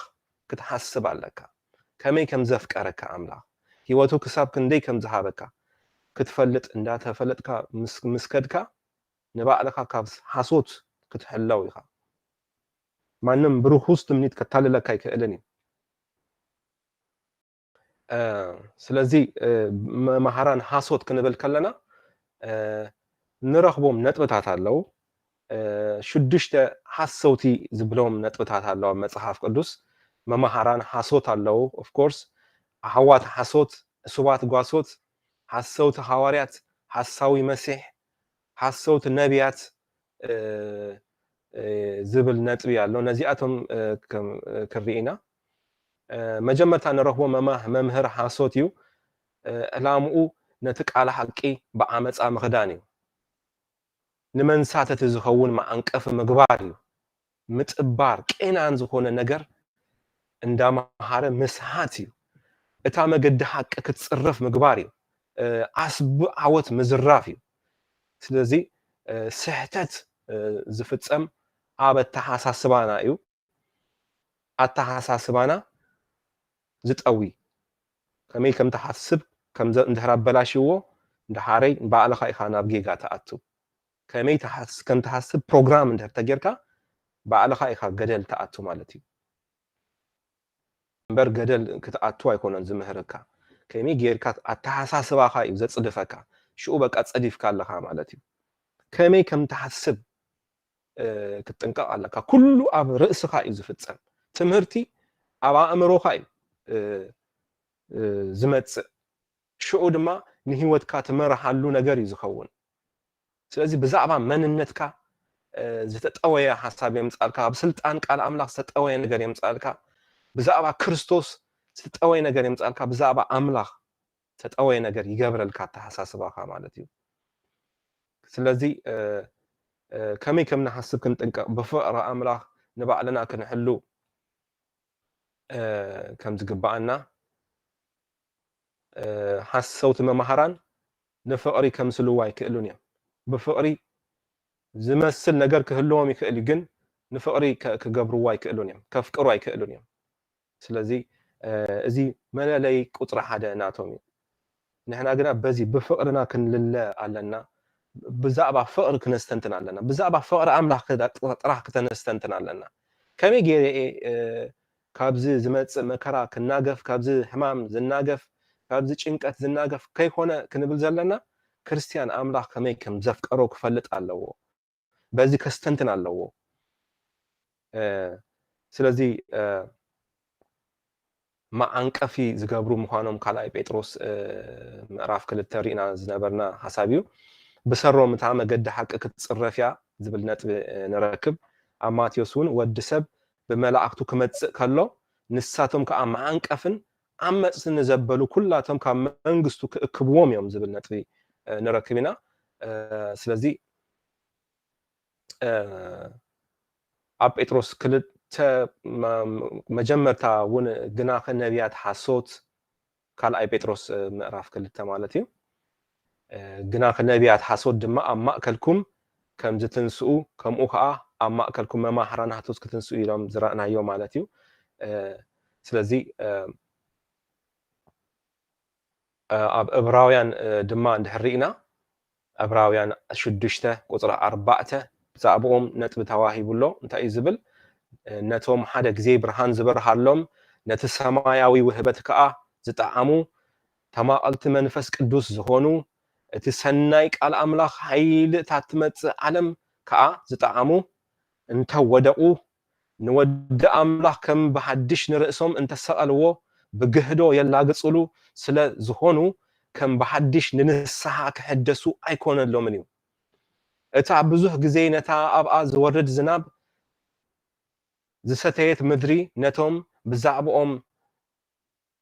ዝሃርስዋ ዝጠቅም ፍረ እንተ ዘይሃበቶም ካብ ኣምላኽ በረኸት ትረክብ እያ እሾክን ዳንዴርን እንተ ኣብቆለት ግና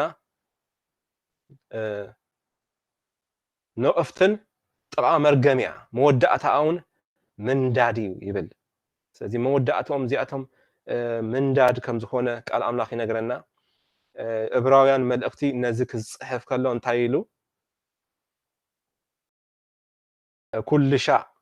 ቆልዑት ከይንኸውን ናብ ፍጽምና ክንዓቢ ከም ዘለና ይነግር ከምዚ ዘይገብር መወዳእቱ ናብዚ መገዲ እዩ ዝኸይድ ዘሎ ስለዚ ኩሉ ክርስቲያን ናብ ዕቤት ክኸይድ ኣለዎ ኣቨሬጅ ክኸውን የብሉን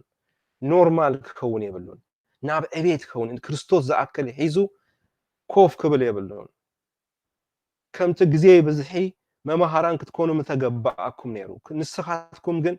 እንዳበለ ይዛረብ ዳሃረይ ውርድ ኢሉ እዩ ነዚ ነጥቢ ዘምጽኦ ዘሎ ስለዚ እዞም መምሃራን ሓሶት ኣብ ሓደ እዋን ዕድል ረኺቦም ነይሮም ተማቐልቲ እቲ ሰማያዊ ጽዋዓ ነይሮም ተማቐልቲ መንፈስ ቅዱስ ነይሮም ነቲ ሰናይ ቃል ኣምላኽ ሓይሊ እታ እትመጽእ ዓለም ጥዕሞማ እዮም ግናኸ ከምቲ ዝግባእ ኣይ ፍረ ኣይሃቡን ስለዚ ንምንዳድ ከም ዝኾኑ ንርኢ ስለዚ ባህርያቶም ንምትንካፍ መለለይ ባህርያቶም ብቀዳምነት መባህራን ሓሶት እንታይ እዮም ዝገብሩ ነቲ ዝጸናሓና ቃል ሓቂ ምስትንዓቕ እዩ ቀዳማይ ሓሳዊ መምህር እንታይ ዝገብር ሓድሽ ነገር ክምህረካ እንድሕር ደልዩ ኣብዚ ቸርች ዝተማሃርኩሞ ደኣ ከምዚ እኳ እዩ ጌጋ ኣለኩም ንስኻትኩም ኩሉ ጌጋ ዘይብሉ ማሕበር የለን ብንእሽተይ ይኹን ብሂደት ኩላትና ንጋገ ኢና ግናኸ በቲ ነታ ንእሽተይ ጌጋ ዓዕብዮም ዳሃረይ ምስ ሃረሙ ዳሃረይ ናቶም ክዛረቡ ይጠዕሞም ማለት እዩ ስለዚ ነቲ ዝጸናሓና ነገር እዮም ዝሃርምዎ መጀመርታ ንስኻ እኮ እዚ ይጎለካ እዩ ዘሎ እዚ እኮ ይተርፈኩም እዩ ንስኻትኩም ብጣዕሚ እኮ ኢኹም ድሒርኩም ዘለኹም ምስ በለ ድሕሪኡ ናቱ የምጽእ ማለት እዩ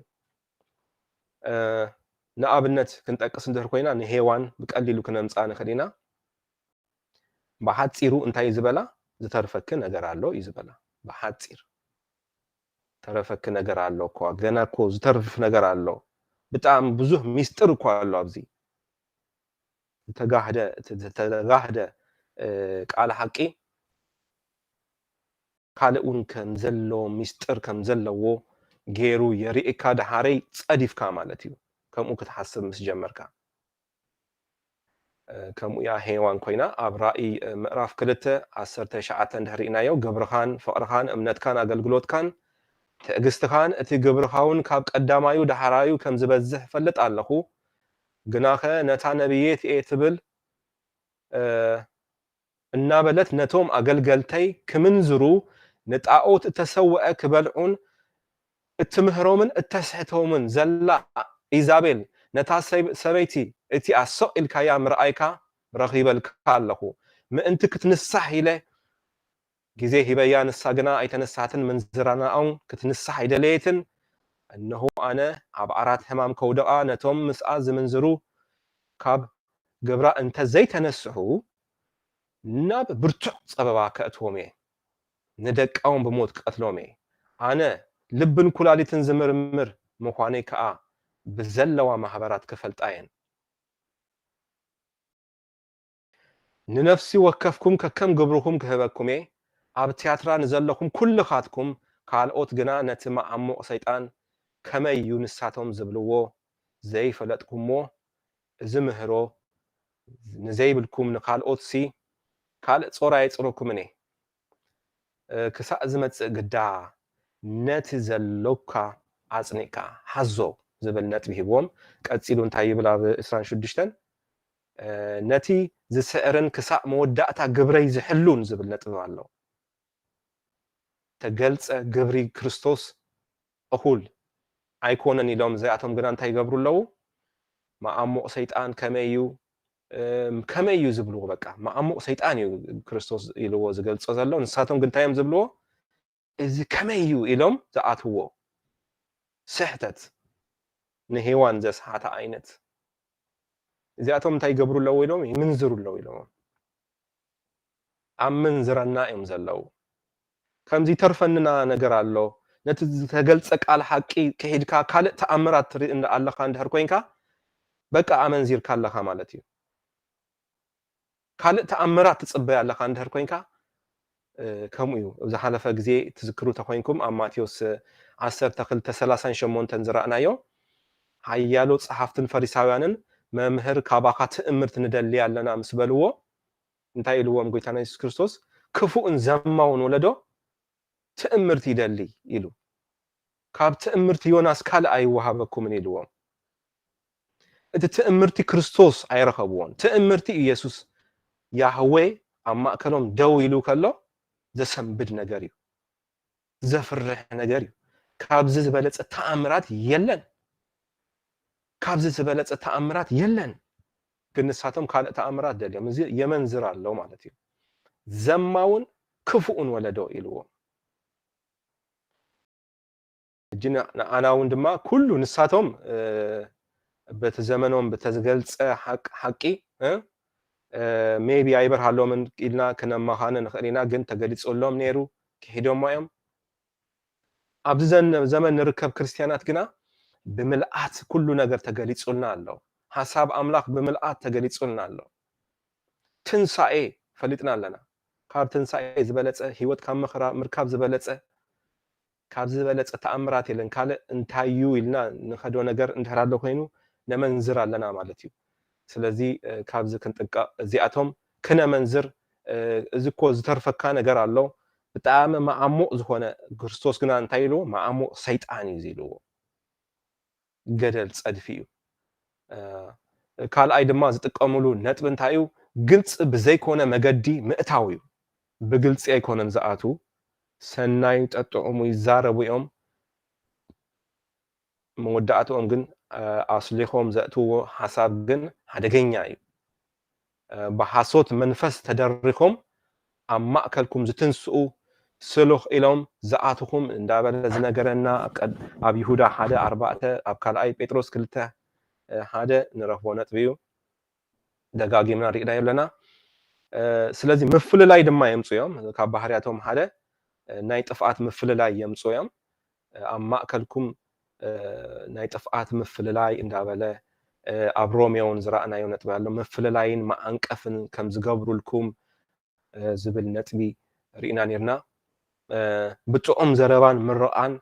ልቢቶም ገርህታት ከም ዘስሕቱ ኣብ ካልኣይ ጴጥሮስ 2 ኣብ ሮሜ 16:17 ሪእና ነርና ብትምኒት ርእሶም ዝኸዱ ምዃኖም ኣብ ካልኣይ ጢሞቴዎስ 4:1-4 ሪእና ነርና ጥዑም ትምህርቲ ይመስል ጥዑም ዘረባ ይመስል ግናኸ ብትምኒት ርእስኻ ክትከይድ ዝምህረካ ነገር እዩ ብትምኒት ርእስኻ እንድሕር ተማሂርካ በቃ ባዕልኻ ኢኻ ትውድኦ ማለት እዩ ባዕልኻ ኢኻ ትኸዶ ስለዚ መገዲ ሓቂ ክትፀርፍ ይገብሩኻ ማለት እዩ ናብርኦም ሂወቶም ሕማቕ ስለ ዝኾነ ብሰሮም እታ መገዲ ሓቂ ትፅረፍ ካልኣይ ጴጥሮስ ምዕራፍ 2 ንረኽቦ ነጥቢ እዩ ስለዚ ንረብሓ ርእሶም ዝነብሩ ስስዐ ዘለዎም ብዘረባ ጥበራ ገይሮም መናገዲ ክገብሩ ከለዉ ኢና ንሪኦም ኣብ ካልኣይ ጴጥሮስ ምዕራፍ 2 ንረኽቦ ሓሳብ እዩ ነቲ መጓሰ ኣይንሕፉን እዮም ኣብ ተሰለንቆ ከም ዝረኣናዮ ጴጥሮስ ኣነ ብጣዕሚ ድንግፀልኩም የፍቅረኩም እንዳበለ ይዛረብ ንሳቶም ግን ዘይንሕፉልኩም ሓዋርያት ኢና ኢልና በቃ ብድንጋፀ ኢና ሪእናኩም መብዛሕትኡ ግዜ እንድሕሪእኩሞም ብዙሕ ቦታ እንድሕሪእኩሞም ማን ኦፍ ጋድ ወይ ዝኾነ ሓዋርያ እዩ ዝብል እንድሕር ኣሎ ኮይኖም ሸበድበድ ዝብሉ ሰባት ትሪኡ ኢኹም ስለዚ ከምኡ ሸበድበድ ኣየበልናኩምን ኢሉ ጴጥሮስ ክዛረብ ከሎ ካልኦት ግን እዚኣቶም ግና ኣይነሕፉን እዮም ዋላ በቃ ብዙሕ ነገር ብጭካነ ከም ዝገብሩ ዘይነሕፉ ምዃኖም ነቲ መጓሰ ነቲ ገርህ ሰብ ብጣዕሚ ከምዚ ሃሲዎ ኢና ንርኢ ዘለና ነቲ ናይ ዕለት ሕንቃቐ ከም ጥዑም ንብረት ገይሮም ይቆፅርዎ ይብል ነቲ ጥዑም ነቲ ናይ ዕለት ሕንቃቐ ከም ጥዑም ንብረት ገይሮም እዮም ዝርእይዎ ንሕና ግና መከራ ክንፀግብ ዝተፀዋዕና ኢና ብክርስቶስ ክንድሕን ጥራሕ ከይኮነ ድማ ንክርስቶስ መከራ ክንፀግብ እዚ ክብሪ ከም ዝኾነ ካብዚ ክብሪ ከጉድልና ግን ናይ ሕንቃቐ ትምህርቲ ክትሕንቀቕ እዩ ጎይታ ዝደልየካ እንዳበሉ ናብ ሕንቃቐ ዓይነት ዘለዎ ትምህርቲ እዮም ዘእትውካ ንስኻ ግና መከራ ፅገብ ዝብል ትምህርቲ እዩ መፅሓፍ ቅዱስ ዝምህረና ብቀሊል መማሃራን ሃሶት በዚ ትረኽብዎም ኢኹም መከራ ከይትፀግብ እዮም ዝምህሩካ ስለ ክርስቶስ መከራ እንተፀገብካ ክብሪ እዩ ዓብ ክብሪ ክትረክብ ኢኻ ዳሃር ዘይጠፍእ ክብሪ ክትቅበል ኢኻ ማለት እዩ ክትሕንቀቕ ግን ዝምህረካ እንድሕር ኣሎ ኮይኑ ካብዚ ክብሪ የጉድለካ ኣሎ ማለት እዩ ቀሊል ክትረኽብዎም ክተለልይዎም በዚ ክትኽእሉ ኢኹም ነቲ ፀጋ ኣምላኽ ናብ ርኽሰት ይልውጥዎ ይብል ይሁዳ ፍርዓት ኣምላኽ ዘይብሎም ነቲ ፀጋ ኣምላኽ ናብ ርኽሰት ዝልውጥዎ እንዳበለ ይዛረብ ፀጋ ኣለና እሞ በቃ ድሕና ኣለና ሓጂ ድሌትና ክንገብር ኢና ዝብል ሓሳብ ነጥቢ የምፁ ትንቢት ንስልጣናት ምድፋር ትዕቢትን ንስልጣናት ምድፋር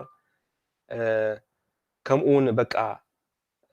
በቃ ልዕሊ ስልጣን ቃል ኣምላኽ ምዃን ዘመውቲ ይብሎም እዚኣቶም ዘመውቲ ዘመንዝሩ እዮም ኣብ ኪዳን ቃል ኣምላኽ ዝምንዝሩ ኣብ ኪዳን ቃል ኣምላኽ ዝምንዝር ብልቡ ዝምንዝር ድሓረይ ድማ ብተግባሩን ናብኡ ዝኸይድ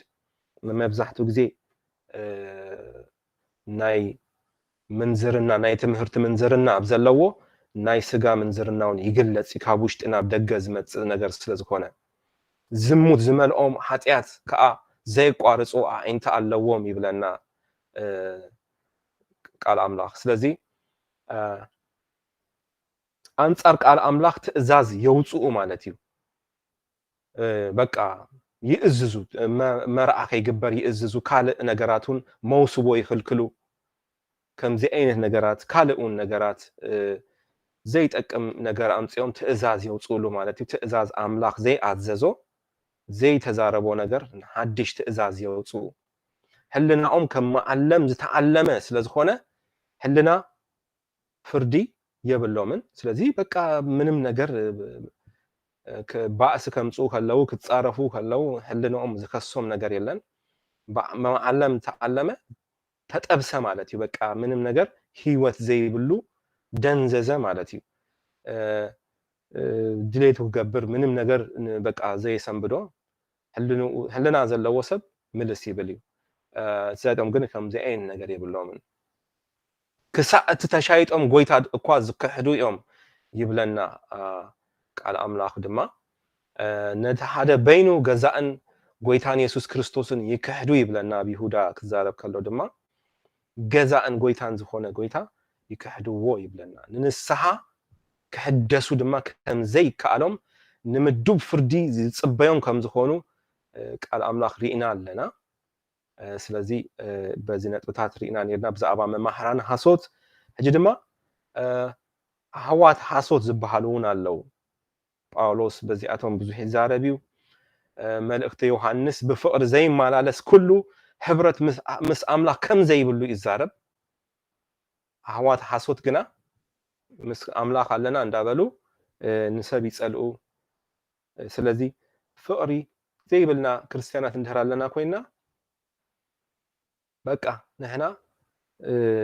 ብሓፂር መገዲ ናብዚ ዓይነት ሓደገኛ ነገር ውሽጢ ንጸድፍ ኣለና ስለዚ ንጠንቀቕ ፍቅሪ ኣምላኽ ዘይብሉ ኣምላኽ የብሉን ማለት እዩ ስለዚ ንባዕልና ንፈትሽ ብፍቅሪ ንመላለስ ሰባት ክንከውን ኣለና ስለዚ ኣሕዋት ሓሶት ህይወት ኣይሃልወና ኣሕዋት ሓሶት ብፍቅሪ ዘይመላለሱ ግናኸ ኣሕዋት ዝስሞም በቃ ስሞም ጥራሕ ክርስቲያን ዝኾነ ናይ ሓሶት መንፈስ ኣፍ ደገ ዝኸፍቱ ሰባት እዮም እዚኣቶም ኣሕዋት ሓሶት ዝበሃሉ በቃ ነቲ በቃ ከምዚ ቲፎዞ ናይ ናይ ሓሳዊ መምህር ክትብልዎም ትኽእሉ ኢኹም ናቱ እንታሽሙ እዮም ኣብ ገላትያ ምዕራፍ 2 ክንሪኦም ከለና እዚኣቶም ሰባት እንታይ እዮም ዝገብሩ ባሮት ምእንቲ ክገብርኩም ተጓሒሎም ዝኣተው ንሳቶም ነቲ ብክርስቶስ ዘለና ሓርነት ክስልዩ ዝኣተው ኣሕዋት ሓሶት ይብሎም ባሮት ምእንታን ክገብሩና ዝስልዩ ማለት እዮም ስለዚ ርድኢትና ኩሉ ነገር ዝስልዩ ድሓረይ ማዕንቀፍ ዘምፁ ማለት እዩ እዚኣቶም ኣሕዋት ሓሶት እዮም ተመሲሎም እዮም ዝመፁ ስለዚ ጳውሎስን ክዛረብ ከሎ ኣብ ካልኣይ ቆሮንጦስ ብዙሕ ነገር ሓሊፉ ብዙሕ ሽግር ሓሊፉ ኣብ ማእከል ሓሶት ኣሕዋቱን ብፍርሃት ከም ዝነበረ ኣብ ካልኣይ ቆሮንጦስ ምዕራፍ 11 ንረክብ ኢና ስለዚ መለለዮ ባህርያቶም እንተሪእና ዘምስሉ እዮም ብኩሉ ብስጋዊ ብደገ ነገራቶም ኣሕዋት ይመስሉ ከም ዝመስሉ ካልኣይ ቆሮንጦስ 11 ንረክቦም ኢና መፃወድያ ዘርጊሖም ዝፅበዩ እዮም ሕጂ ከም ዘንበብናዮ ማለት እዩ ተጓሒሎም ዝኣተው ሓርነትና ዝስልዩ ሰባት ከም ዝኾኑ መታን ክብለፁ ኩሉ ነገር ከም ዝገብሩ ብፍልጠት ርእሶም ዝመላለሱ ሰባት እዮም እዚኣቶም ካብ ፀጋ ዘይኮነ ናይ ባዕሎም ፍልጠት ትምህርቲ ዘንብቡ ዝኸዱ እዮም ሓሰውቲ እዮም ሓሰውቲ ኣሕዋት ኢልዎም ኣሎ ከም ስሞም ሓሰውቲ ኣሕዋት እዮም ነቲ ፀጋ ኣምላኽ ናብ ረኽሰት ዝልውጥዎ እዮም እዚኣቶም ይብለና ኣብ ካልኣይ ጴጥሮስ ነቲ ክርስቶስ ዝረኸብናዮ ሓርነት ብዘይ ኣገባብ እንዳተጠቀም ብምኻድ ናብ ረኽሰት ይልውጥዎ ስለዚ ተፃረርቲ ምፅራር ነቲ ሓቀኛ ኣገልጋሊ ትፃረሩ ንሳቶም እዮም ማዓንቀፍ ዝኾንዎ ብዙሕ ፀበባ ዘውርድዎ ነቲ ቃል ሓቂ ብቅንዕና ዘማቕል ኣእዛኖም ዘሳሕዮም ንሳቶም እዮም መማህራን ዝእክቡ ንሳቶም እዮም ሓሶት ኣሕዋት ሓሳዊ መምህር እዩ ዝእክብ ስለዚ ኣብ ማሕበር ኣውራ ክበሃሉ እዮም ዝደልዩ እዞም ሰባት እዚኣቶም ናይ ሕልና ክሲ ዘይብሎም እዮም ኣብ ጢሞቴዎስ 4:2 ንረክቦም ኢና ግቡዛትን እቶም ሕልናኦም ከም መዓለም ተዓለመ ሓሶት ዝዛረቡ ሰባት ይብሎም ብትምኒት ርእሶም መማህራን ዝእክቡ ይብሎም ኣብ ካልኣይ ጢሞቴዎስ 4 ካልኦት ድማ ንረክቦም እሱባት ጓሶት እዮም ጓሶት ተባሂሎም ኣለው ግን ዓስቢ ዝቅበሉ ኣብ ዮሐንስ ወንጌል 10 እቲ በዓል ዓስቢ ግና ጓሳ ዘይኮነ እተናባጊ ጥሪቱ ተኩላ ክመፅእ ከሎ እንታይ ይገብር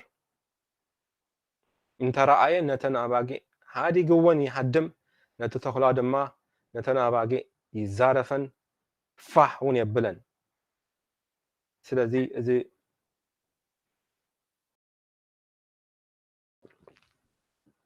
እሱባት ጓሶት ነቲ መጓሰ ክብላዕ ኣፍ ደገ ዝኸፍቱ እዮም ዘጣዓዕሙሉ እዮም ነቲ ሓቀኛ ጓሳ ዝጎዱ እዮም ሓቀኛ ቃል ኣምላኽ ዘካፍል ኣሳጉጎም ንሳቶም እንታሽሙ ምስ በሉ ዓስቢ ንጥቕሚ ምስ ኮኑ ድሓረይ ቀፂሉ ድማ ኣሕሊፎም ዝህቡ ነቲ መጓሰ ንሳቶም እዮም ስለዚ ኣብ ማቴዎስ ወንጌል 24 እቲ ጎይታኡ መግቦም በብግዚኦም ክህቦም ኢሉ ኣብ ስድራ ቤቱ ዝሾሞ እሙን ኣስተውዓለ ባርያ መን ኮን እዩ ኢሉ ይዛረብ ጳውሎስን ኣብ ዝኾነ ቦታ እንታይ ዝብሎ ነጥብ ኣሎ ከመይ ከም ዝሃንፅ ይጠንቀቕ ዝብሎ ነገር ኣሎ ከመይ ይምህር ይጠንቀቕ ስለዚ ንዓስቢ ዝነብሩ እዮም እዚኦም ባህርያቶም እንድሕሪእናዮም ካልእ መእተዊ ናብ ደጋ ኣባጊዕ መእተዊ ብግልፂ ዝኣቱ ኢየሱስ ጥራሕ እዚኣቶም ግን መእተዊኦም ፍሉይ እዩ ብካልእ ወገን እዮም ዝመፁ ግዲ እተን ኣባጊዕ የብሎምን ኣብ ማሕበር ሰብ እንድሕር ጠፊኡ ሓደ ተሪፉ ገለ ኮይኑ ኣይግድሶምን እዩ እዚ መፅኡ ካልእ ይኸይድ ካልእ ይመፅእ ዝብሉ ሰባት እዮም ብጥቕሚ ዝነብሩ ሰባት እዮም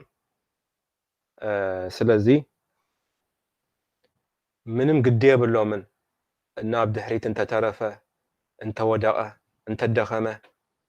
ናቶም ጉዳዮም ኣይኮነን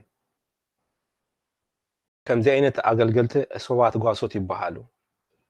ስለዚ ንሳቶም ዘገድሶም ዓስቦም ጥራሕ ስለዚ ብልቡ ጎይታ ይድንጉ ይብል ነቶም ባሮት ድማ መውቃዕ ይጅምር ይብሎም ናብ ጥፍኣት ይዝመርሕ እዚ ሰብ ናብ ኃጢአት ጥፍኣት መገዲ ይመርሖ ይብሎም ሕዝቅኤል 22 ማቴዎስ 24:11 ነዚ ንረክብ ኢና ካልእ ንረክቦ ነጥብ ድማ እንታይ እዩ ሐሳዊ ሐዋርያ እዩ ሐሳዊ ሐዋርያ ብዙሕ ቦታ ንረክቦና ግብርኻን ጻዕርኻን ትዕግስትኻን ነቶም እኩያት ሰባት ክትጻወሮም ከም ዘይከኣልካ ነቶም ሐዋርያ ኢና ዝብሉ እሞ ዘይኮኑ ተዓዚብካዮም ሐሰውቲ ኮይኖም ከም ዝረከብካዮም ፈልጥ ኣለኹ ኢሉ ኣብ ራእይ 2 ምዕራፍ 2 ኣብ ካልእ ቦታ ኣብ ካልኣይ ቆሮንጦስ 11:13 ነዚ ንረክብ ኢና ስለዚ መለለዮ ባህርያቶም እንድሕሪእናዮ እዚኣቶም ዘምስሉ እዮም ነቶም ሐቀኛ ሐዋርያት የምስሉ ርእሶም ሐዋርያት ኢሎም ይሰምዩ ኦኬ ስለዚ ኣየይቲ ይመስሉ ግናኸ ዝጥብር ኣያይ እዩ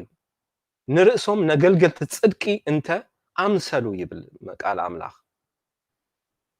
ስለዚ እቲ ቃል ኣምላኽ ዝፈልጥ የለልዮም እዚኣቶም ብቀሊል የለልዮም ኣብቲ ዮሐንስ ራእዮም ከም ዝራእናዮ ኣለሊኻዮም ኢኻ ኢሉ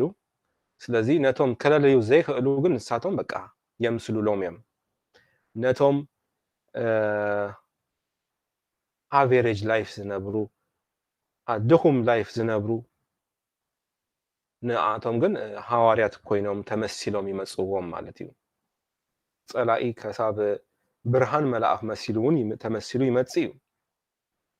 ስለዚ ትዕቢተኛታት እዮም ልዕሊ ካልእ ኣገልጋሊ በቃ ካልእ ዝኾኑ ዓይነት ገይሮም ትዕቢት ዘለዎ ኣረኣእያ እዩ ዘለዎም ክርስቶስ ንኣቶም ፍልይ ዝበለ ቦታ ከም ዝሃቦም ፍልይ ዝበለ ነገር ምርጫ ከም ዘለዎም እዮም ዘርእዩ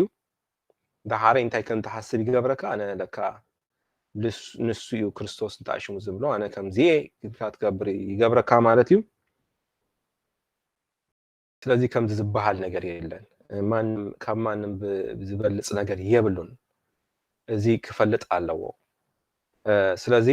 ልዕሊ ስልጣን ቃል ኣምላኽ ድማ ይዛረቡ ይገብሩ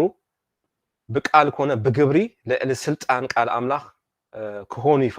ይፈቱ ማለት እዩ ዝገብርዎ ጥሒሶም ዝገብርዎ ነገራት ኣሎ ስለዚ በዚ ክነለልዮም ንኽእል ኢና ሐሰውቲ መሲሕ ድማ ያው ሐሳዊ ሐዋርያ ክንብል ከለና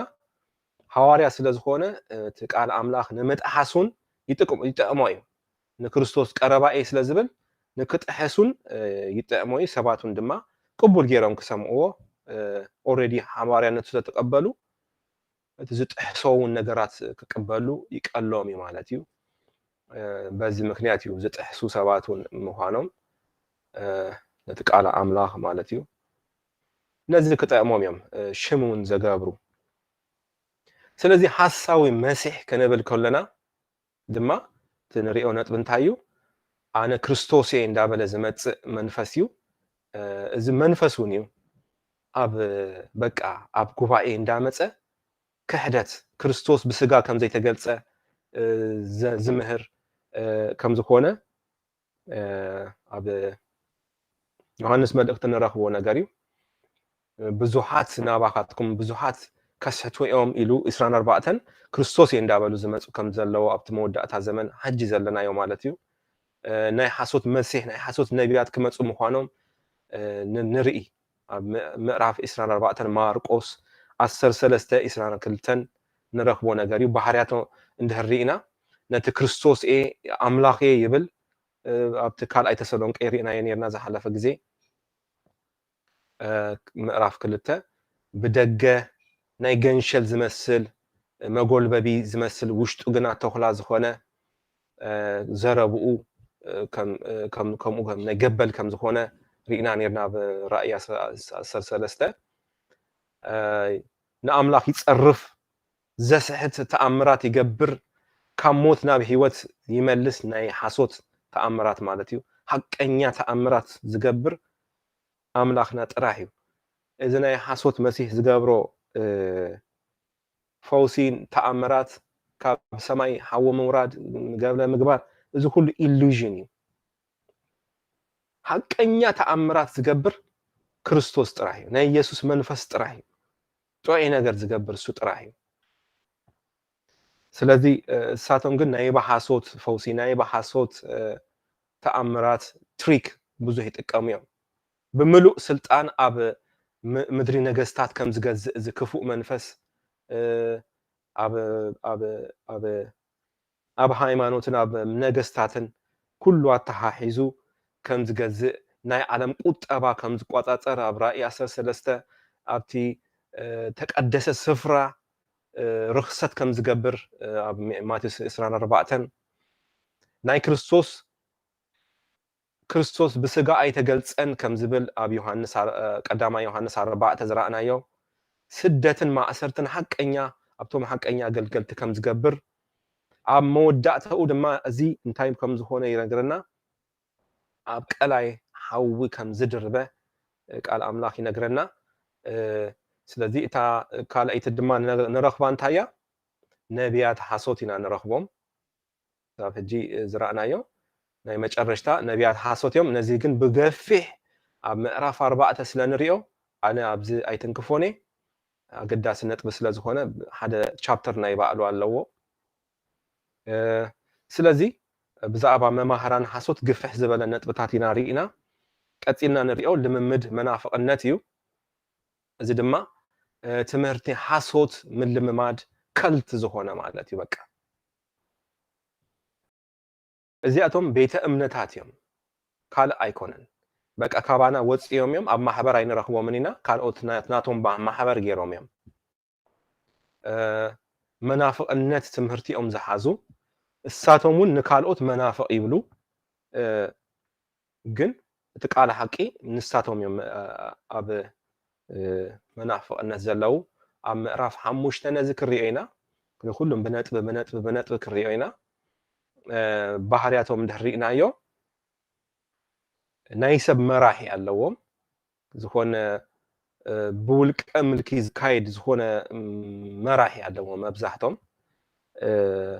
ናብ ኣምላኽ ዘተኮረ ኮይኮነ ናብዚ ሰብኣይ ዘተኮረ ነገር እዮም ዝገብሩ ስለዚ ናይ ሰይጣን ኣገባቢ ዝኸዱ ግን መጎልበቢ ዝገበረ እዩ ካብ ክርስትና ዝተቀደሐ ስርዓት ብዙሕ ኣለዎም ብጣዕሚ ብዙሕ ነገራቶም ካብ ክርስትና ዝተቀደሐ እንዲኦም ክርስቲያን እዮም ዝበሃሉ ንባዕሎምን ክርስቲያን እዮም ዝብሉ ግን ግብሮም ግን ካልእ እዩ ናይ ክርስትና ኣይኮነን ክሕደት እዩ ናይ ሰይጣን ማሕበር ሰይጣን እዮም ክርስቶስ ከምኡ እዩ ዝብሎም ስለዚ ብዙሕ ድማ ሚስጥራውነት ይጥቀሙ እዮም ሚስጥረ ገለመለ ዝብልዋ ሚስጥር ኣለዎም በቃ ዘይተበፅሐ ነገራት አንተ ወይ ከም ዝበልኩም በቃ ዘይበፅሐካዮ ነገር ኣለው ዝብልዎ ነገር ኣለው ናይ ሓሶት መምህር መለለይ እዩ ኩሉ ናይ ኣምላኽ ነገር ግልፂ ምድሓን ግልፂ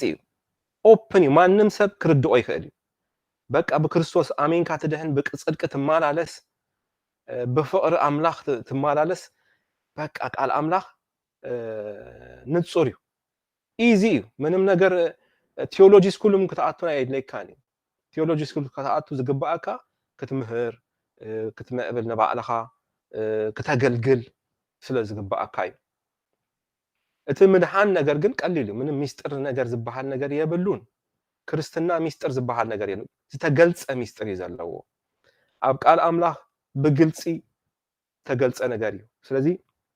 قال كبس حوز قبع عن نجار الله منا قال ملايلكا كتحسب يا بالكان إنساتهم جن بق أقام زي abstract زهونا حسابات كتردو أزز أقام تصفى نجاري هو خامو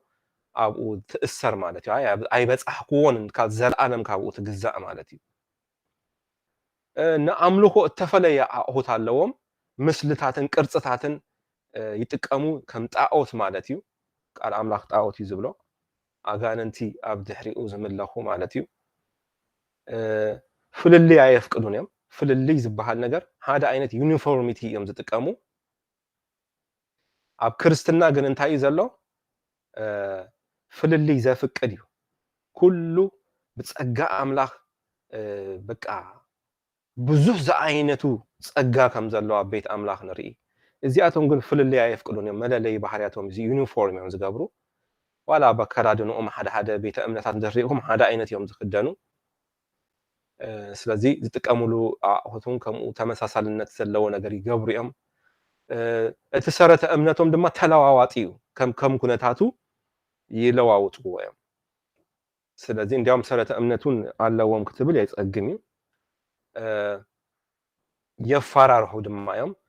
ነቲ ዝብልዎ ነገር ብምፍርራሕ እዮም ማዕረ ዘኺድዎ ካልእ ድማ ኣሳደድቲ እዮም የሳደድ እዮም መስጓግ ነቲ ዝደሃነ መሳጎግ ትሳቶም እዮም ስለዚ ካልእ ድማ ንረኽቦም እንታይ እዮም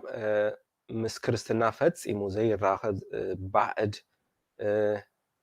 ህቡእ ዝኾነ ስውር ኣምልኾ ዝብሎ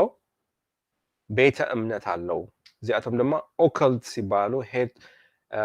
ሄትሮዶክስ ይበሃሉ ኦከልት ዝበሃል ቃል ብቃሉ ህቡእ ማለት እዩ ዝተሰወረ ሚስጥር ማለት እዩ ሄትሮዶክስ ዝብል ድማ ካብ ላቲን ዝመፀ መበቆል ኣለዎ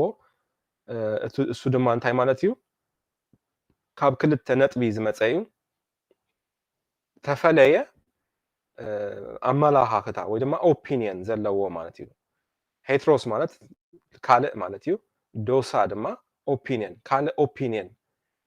ዝሓዘ ማለት እዩ በቃ ተፈለየ ምንም መሰረተ እምነት ፈፂሙ እንተኣሽሙ ናትና እንተኣሽሙ የብልን ድማ እውን መፃርትና እዩ እዚኣቶም ናትና መፃርርቲ እዮም ግን ካባትና ኮፒ ዝገብርዎ ክህሉ ይኽእል እዩ ግን ድማ መብዛሕትኡ ኣይገብሩን እዮም ናቶም ፅልዋ ናብ ሓሶት መማህራን ናቶም ፅልዋ ክህሉ ይኽእል እዩ ንኣብነት ናይዞም ናይ ርሑቕ ምስራቅ ዝበሃሉ ፋር ኢስት ናቶም ኣስተምህሮ ፅልዋ ኣለዎም እዞም ኣስተምህሮ ሓሶት ዝበሃሉ መብዛሕትኡ ግዜ ናቶም ፅልዋ ዘለዎም እዮም ስለዚ ባህርያቶም እንድሕሪኢና በቃ ዘይተዳህሰሰ ህቡእ ነገር ከም ዘሎ እዮም ዝዛረቡ ክትበፅሖ ትገብሮ ነገራት ኣለካ ድማ ኣይትኽእሎም ዘይትበፅሖ ገይሮም ይነግሩካ ማለት እዩ ኩሉ ሻዕ ኣብኡ ትነብር ማለት እዩ ኣብ ሓሶት ከም ትነብር ዝገብረካ እዩ ኣብ ምጥባር በቃ ምምራኽ ኣብ ዘተኮረ ነገር እዩ ዘለዎም ሓሶት እዩ በቃ ኣብ ናይ ጥዕና ኣብ ናይ ስነ ኣእምሮ ከምዚ ነገራት ዮጋ ንኣብነት ምስ ሰይጣን ተራኸበ ናይ እንተኣሽሙ መገዲ ከምዚ ዓይነት ዝጥቀሙ እዮም ከምዚ ህያብ ይጠልቡ እዮም ከምዚ በቃ ኪዳን መእታዊ ህያብ ክተምፅእ ገለ ነገር ክትኣስር ከምዚ ዓይነት ነገር ይጠልቡ እዮም ናይ ጥንቁልና ነገር በቃ ብሰይጣን ዝካየድ ነገራት የካይዱ እዮም ክዳኖም እዚኣቶምን ተመሳሳሊ ዩኒፎርም ይክደኑ እዮም ፍልልይ ኣየፍቅዱን እዮም በቃ ፍልልይ ዘፍቅድ ክርስትና ጥራሕ እዩ ሕብሪ ዘለዎ ነገር ዘፍቅድ ኣምላኽ ጥራሕ እዩ እዚኣቶም ግን ኣየፍቅዱን እዮም ፍልልይ ዝበሃል ነገር ኣየፍቅዱን እዮም ስለዚ እዚኣቶም ርኢና ኣለና ሓሙሽተ ተፈላለዩ ዓይነት ቁርብ ደቃይቅ ክወስድ እሞ ክትእገሱኒ ብዛዕባ ሓፈሻዊ ሳዕቤን ስሕተት ኣስተምህሮ ክዛረቤ በቃ ብሓፈሽኡ ስሕተት ኣስተምህሮ ኣብ መንነትካ ከይትፈልጥ ወርልድ ቪውካ በቃ ናትካ ርእይቶ ዝጠውዩ እዮም እዚኣቶም ኩላቶም እንድሕር ጠርኒፍኩሞ ሓሳባቶም ግብሮም እንድሕር ጠርኒፍክዎ ከም ኣምላኽ ዝገበረካ ከይትሓስብ ቃል ኣምላኽ ኢኻ ከም ዝበለካ ከይትኸውን ክትሓስብ ዝገብሩካ ኣስተምህሮ ዝሓዙ እዮም ጠጠወየ ነገር ዘምህሩካ እዮም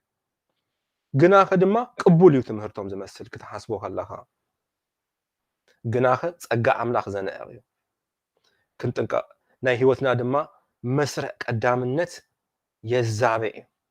ቀዳማይ ዝኾነ ነገር የሕደገካ እዩ ድሓረይ ዘይከውን ነገር ክትገብር እሞ ኣብኡ ክትጠፍእ እዩ ዝገብረካ ነቲ ኣምላኻዊ ባህሪ ብስጋዊ ክትልውጥ ነቲ ሰማያዊ ነገር ብምድራዊ ክትልውጥ ክትሓስብ እዮም ዝገብሩኻ ስለዚ ከምዚ ብዛዕባ ኣብ ምድሪ ክህልወካ ዝግባእ ህንቃቕ ዝመስል ነገር ገንዘብ ክህልወካ ጽቡቕ እዩ ግን እዚኣቶም ከም ዓብ ነገር ገይሮም በቃ ነዚ ጥራሕ ክትነብር ሓሳባትካ ካብቲ ሰማያዊ ክተውፅእ እዮም ዝገብሩኻ ስለዚ በዚኣቶም ክንጥንቀቕ ኣለና ስለዚ ጳውሎስ ንጢሞቴዎስ ክጽሕፈሉ ከሎ ኣብ ጢሞቴዎስ ምዕራፍ 2 ብዛዕባ እንታይ ዓይነት ባህርያት ሰብ እዩ ከምዚ ዓይነት ዕድል ዝኸፍት እንድሕሪኢና በቃ ካብዛ ጢሞቴዎስ ምዕራፍ 3:2 ጀሚርና ዘሎ እንድሕሪኢናዮ ኩሉ ነገር ንረኽቦ ኢና ባህርያት ሰባት እንታይ እዮም ዝኾኑ ከምዚ ዓይነት ጽልዋ ዝኾኑ ተጸለዉ ሰባት ፈተውቲ ርእሶም እዮም ዝኾኑ ፈተውቲ ገንዘብ እዮም ዝኾኑ ካልኣይ ጢሞቴዎስ 3:2 ተጃሃርቲ እዮም ዝኾኑ ዕቦያት እዮም ዝኾኑ ተጻረፍቲ እዮም ዝኾኑ ንወለዶም ዘይእዘዙ ዘይማሱ ርኹሳት ፍቕሪ ንስድራ ቤት ዘይብሎም ተቐየምቲ ይብሎም ሓመይቲ ቀለልቲ ጨካናት ይብሎም ሰናይ ዘይፈቱ ህልኖኦም በቃ ሓሊፎም ዝህቡ ህውኻት ተፈኽነንቲ ይብሎም ቃል ኣምላኽ ካብ ንኣምላኽ ምፍቃርሲ ኣዚዞም ተድላ ይፈቱ ኢሎም ይብሎም እዚኣ ዓባይ ነጥብያ ክነስተብህለላ ይግባእ እዩ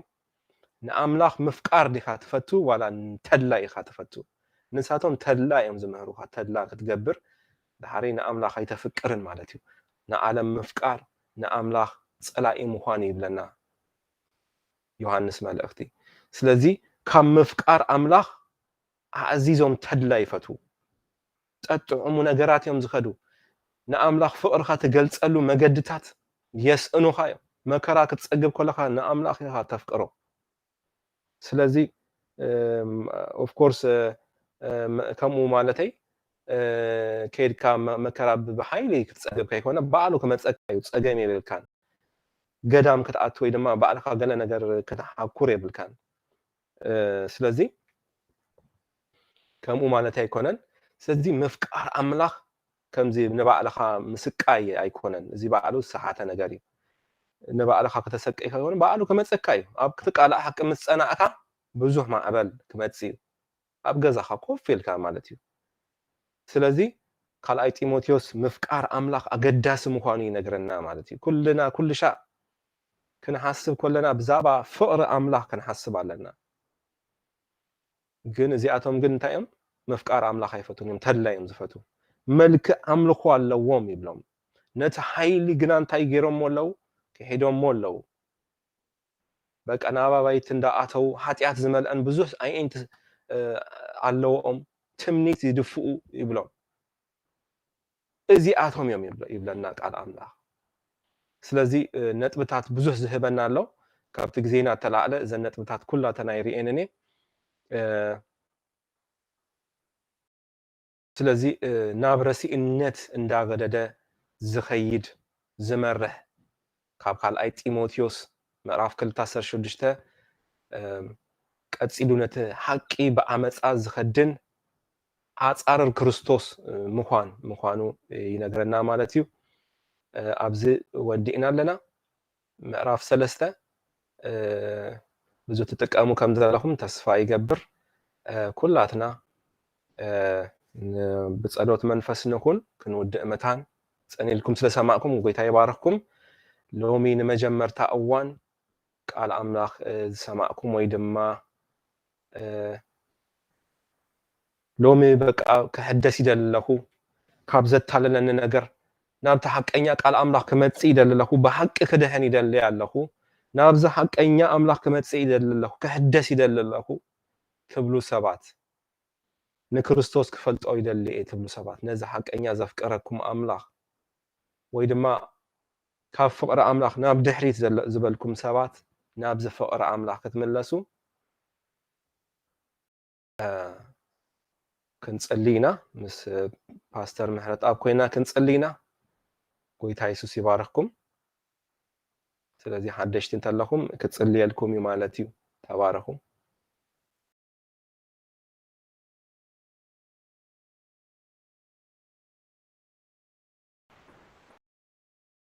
እግዚአብሔር ይመስገን። ክብርን አምላክና ይሁን። ቃል አብ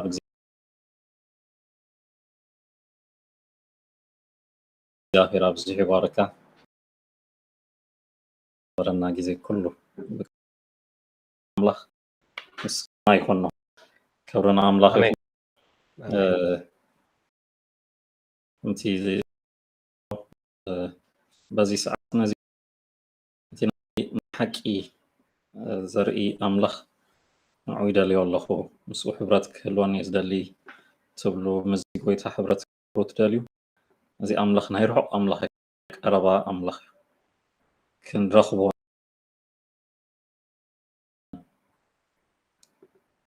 ናይ ቀረባ ኣብ ልብና ቀረባ ዝኾነ ኣምላኽ እግዚአብሔር ይመስገን። ነቶም ዝደልይዎ ይርከብ እዩ። ምናልባሽ ኣይናዮ ሓቂ ኢልኩም ተደናጊርኩም ዘሎ እቲ ሓቂ ኢየሱስ ገሊጹልና ኣሎ። ኣነ እቲ ሓቂ ኢሉና ኣሎ። እቲ መግለፂ ኣሎ። ብኡ ዝኸመፅእ ዘበለ ኣይስሕተን እዩ ኣይሓፍርን እዩ። ስለዚ ነዚ ጎይታ እዚ ብምእማን ክድሕ ናይ ዘለኣለም ሂወት ክትህልው ትኽእልኩም ብእምነት ናይ እምነት ፅላይ እዚ ጎይታ እዚ ሕጂ በዚ ሰዓት ሂወትኩም መርሒ ይግበሩ። ኢየሱስ ኢልኩም ጸልዩ ድሕሪ ነዚ ጸሎት ብእምነት ጸልዩ ጎይታ ኢየሱስ ኣብ ሂወተይ ይዕድመካ ኣለኹ ንስኻ ሓቂ መገድን ሂወትን ምዃንካ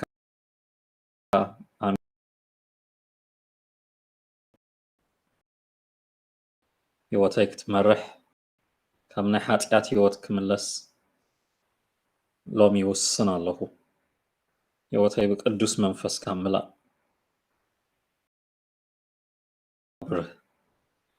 ጎይታ ብኢየሱስ ስም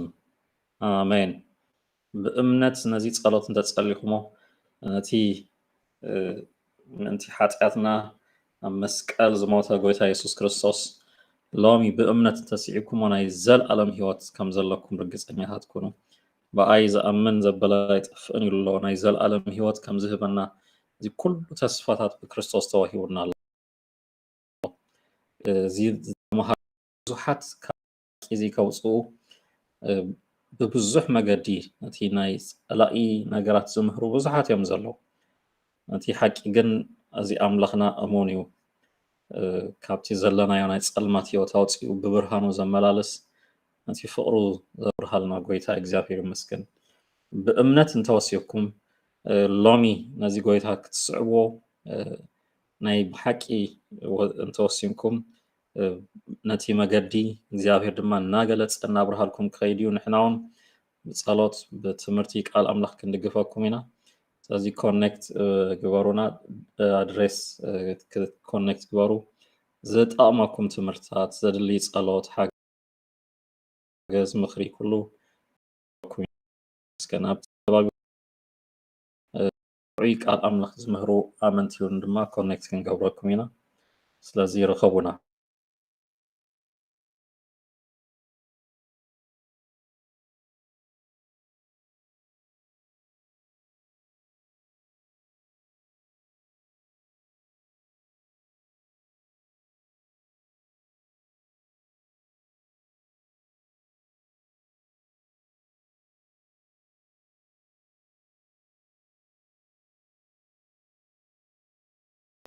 ስለዚ ንዕኡ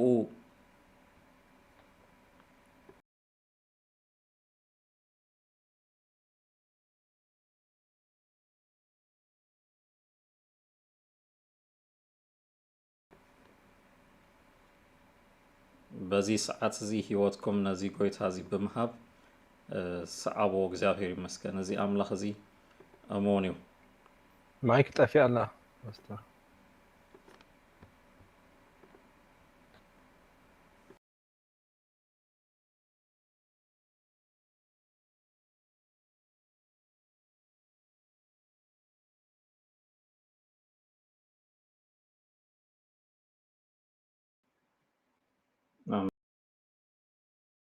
الله مسكن اوف كوين تصنيحو اجي دمص يسمع له أوه الله زي برهان زهب أملاخ ناس زلف جون تسمعنا كلاتنا كنصلينا باسم غويتا يسوع ክርስቶስ ኣብ ዝተፈላለየ ከቢድ ዘፍርህን ስጋኣትን ኣብ ዘለዎ ኩነታት ዘለኹም ናይ እግዚኣብሔር ኢድ ሎሚ ክትዝርጋሕ ተሰማሚዕና ንፅሊ ኣለና ኣይናይ ሓቂ ኢልኩም ኣብ ምድንጋር ዘሎ ሎሚ ናብ ሓቂ ዝመርሕ ናይ እግዚኣብሔር መንፈስ ልብን ያለና ኩሉ ናይ ምትላል መናፍስቲ ብስም ኢየሱስ ክርስቶስ ሎሚ ክውጋእ ንፅሊ ኣለና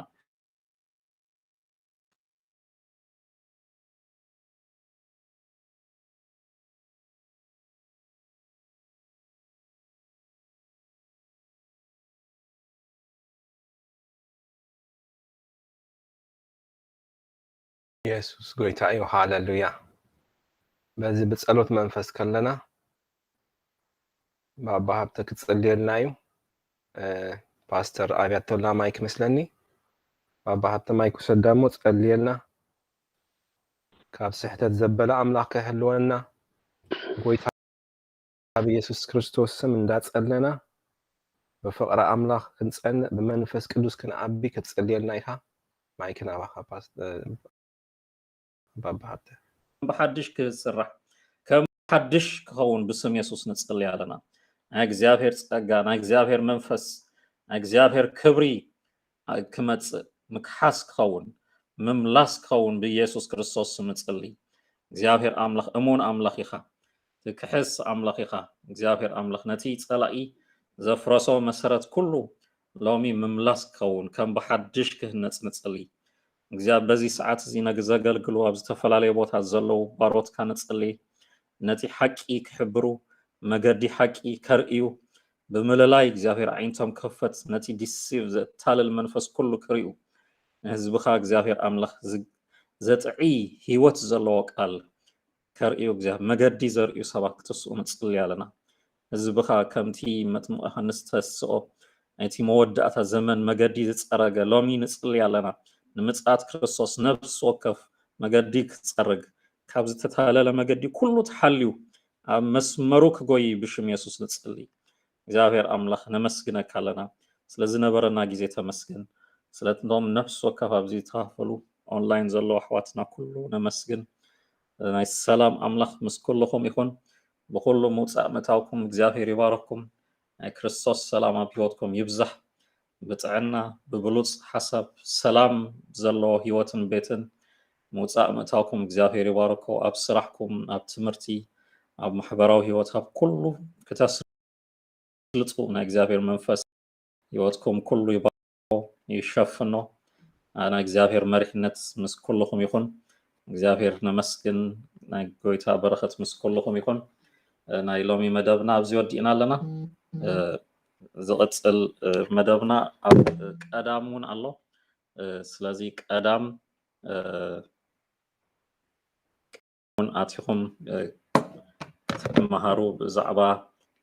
ናይ መንፈስ ቅዱስ መንነት ንምሃር ኣለና እዚ ኣቲኹም ክትመሃሩ ትኽእሉ ኢኹም ኣብ ሰንበት እውን እዚ ቀጻሊት ትምህርቲ ኣሎ ቶም ዘይተመዝገብኩም ተመዝጊብኩም ነቲ ትምህርቲ ክትቅጽሉ ትኽእሉ ኢኹም ኣምላኽ ይመስገን نبي بابا هبت قالت بلون تلو عدل كبكا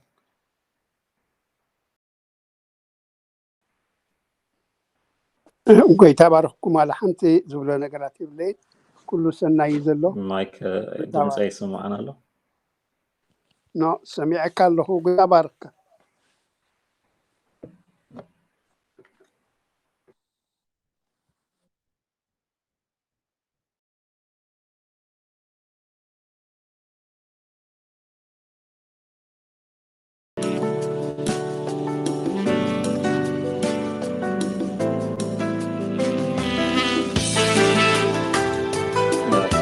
اللهم مسلم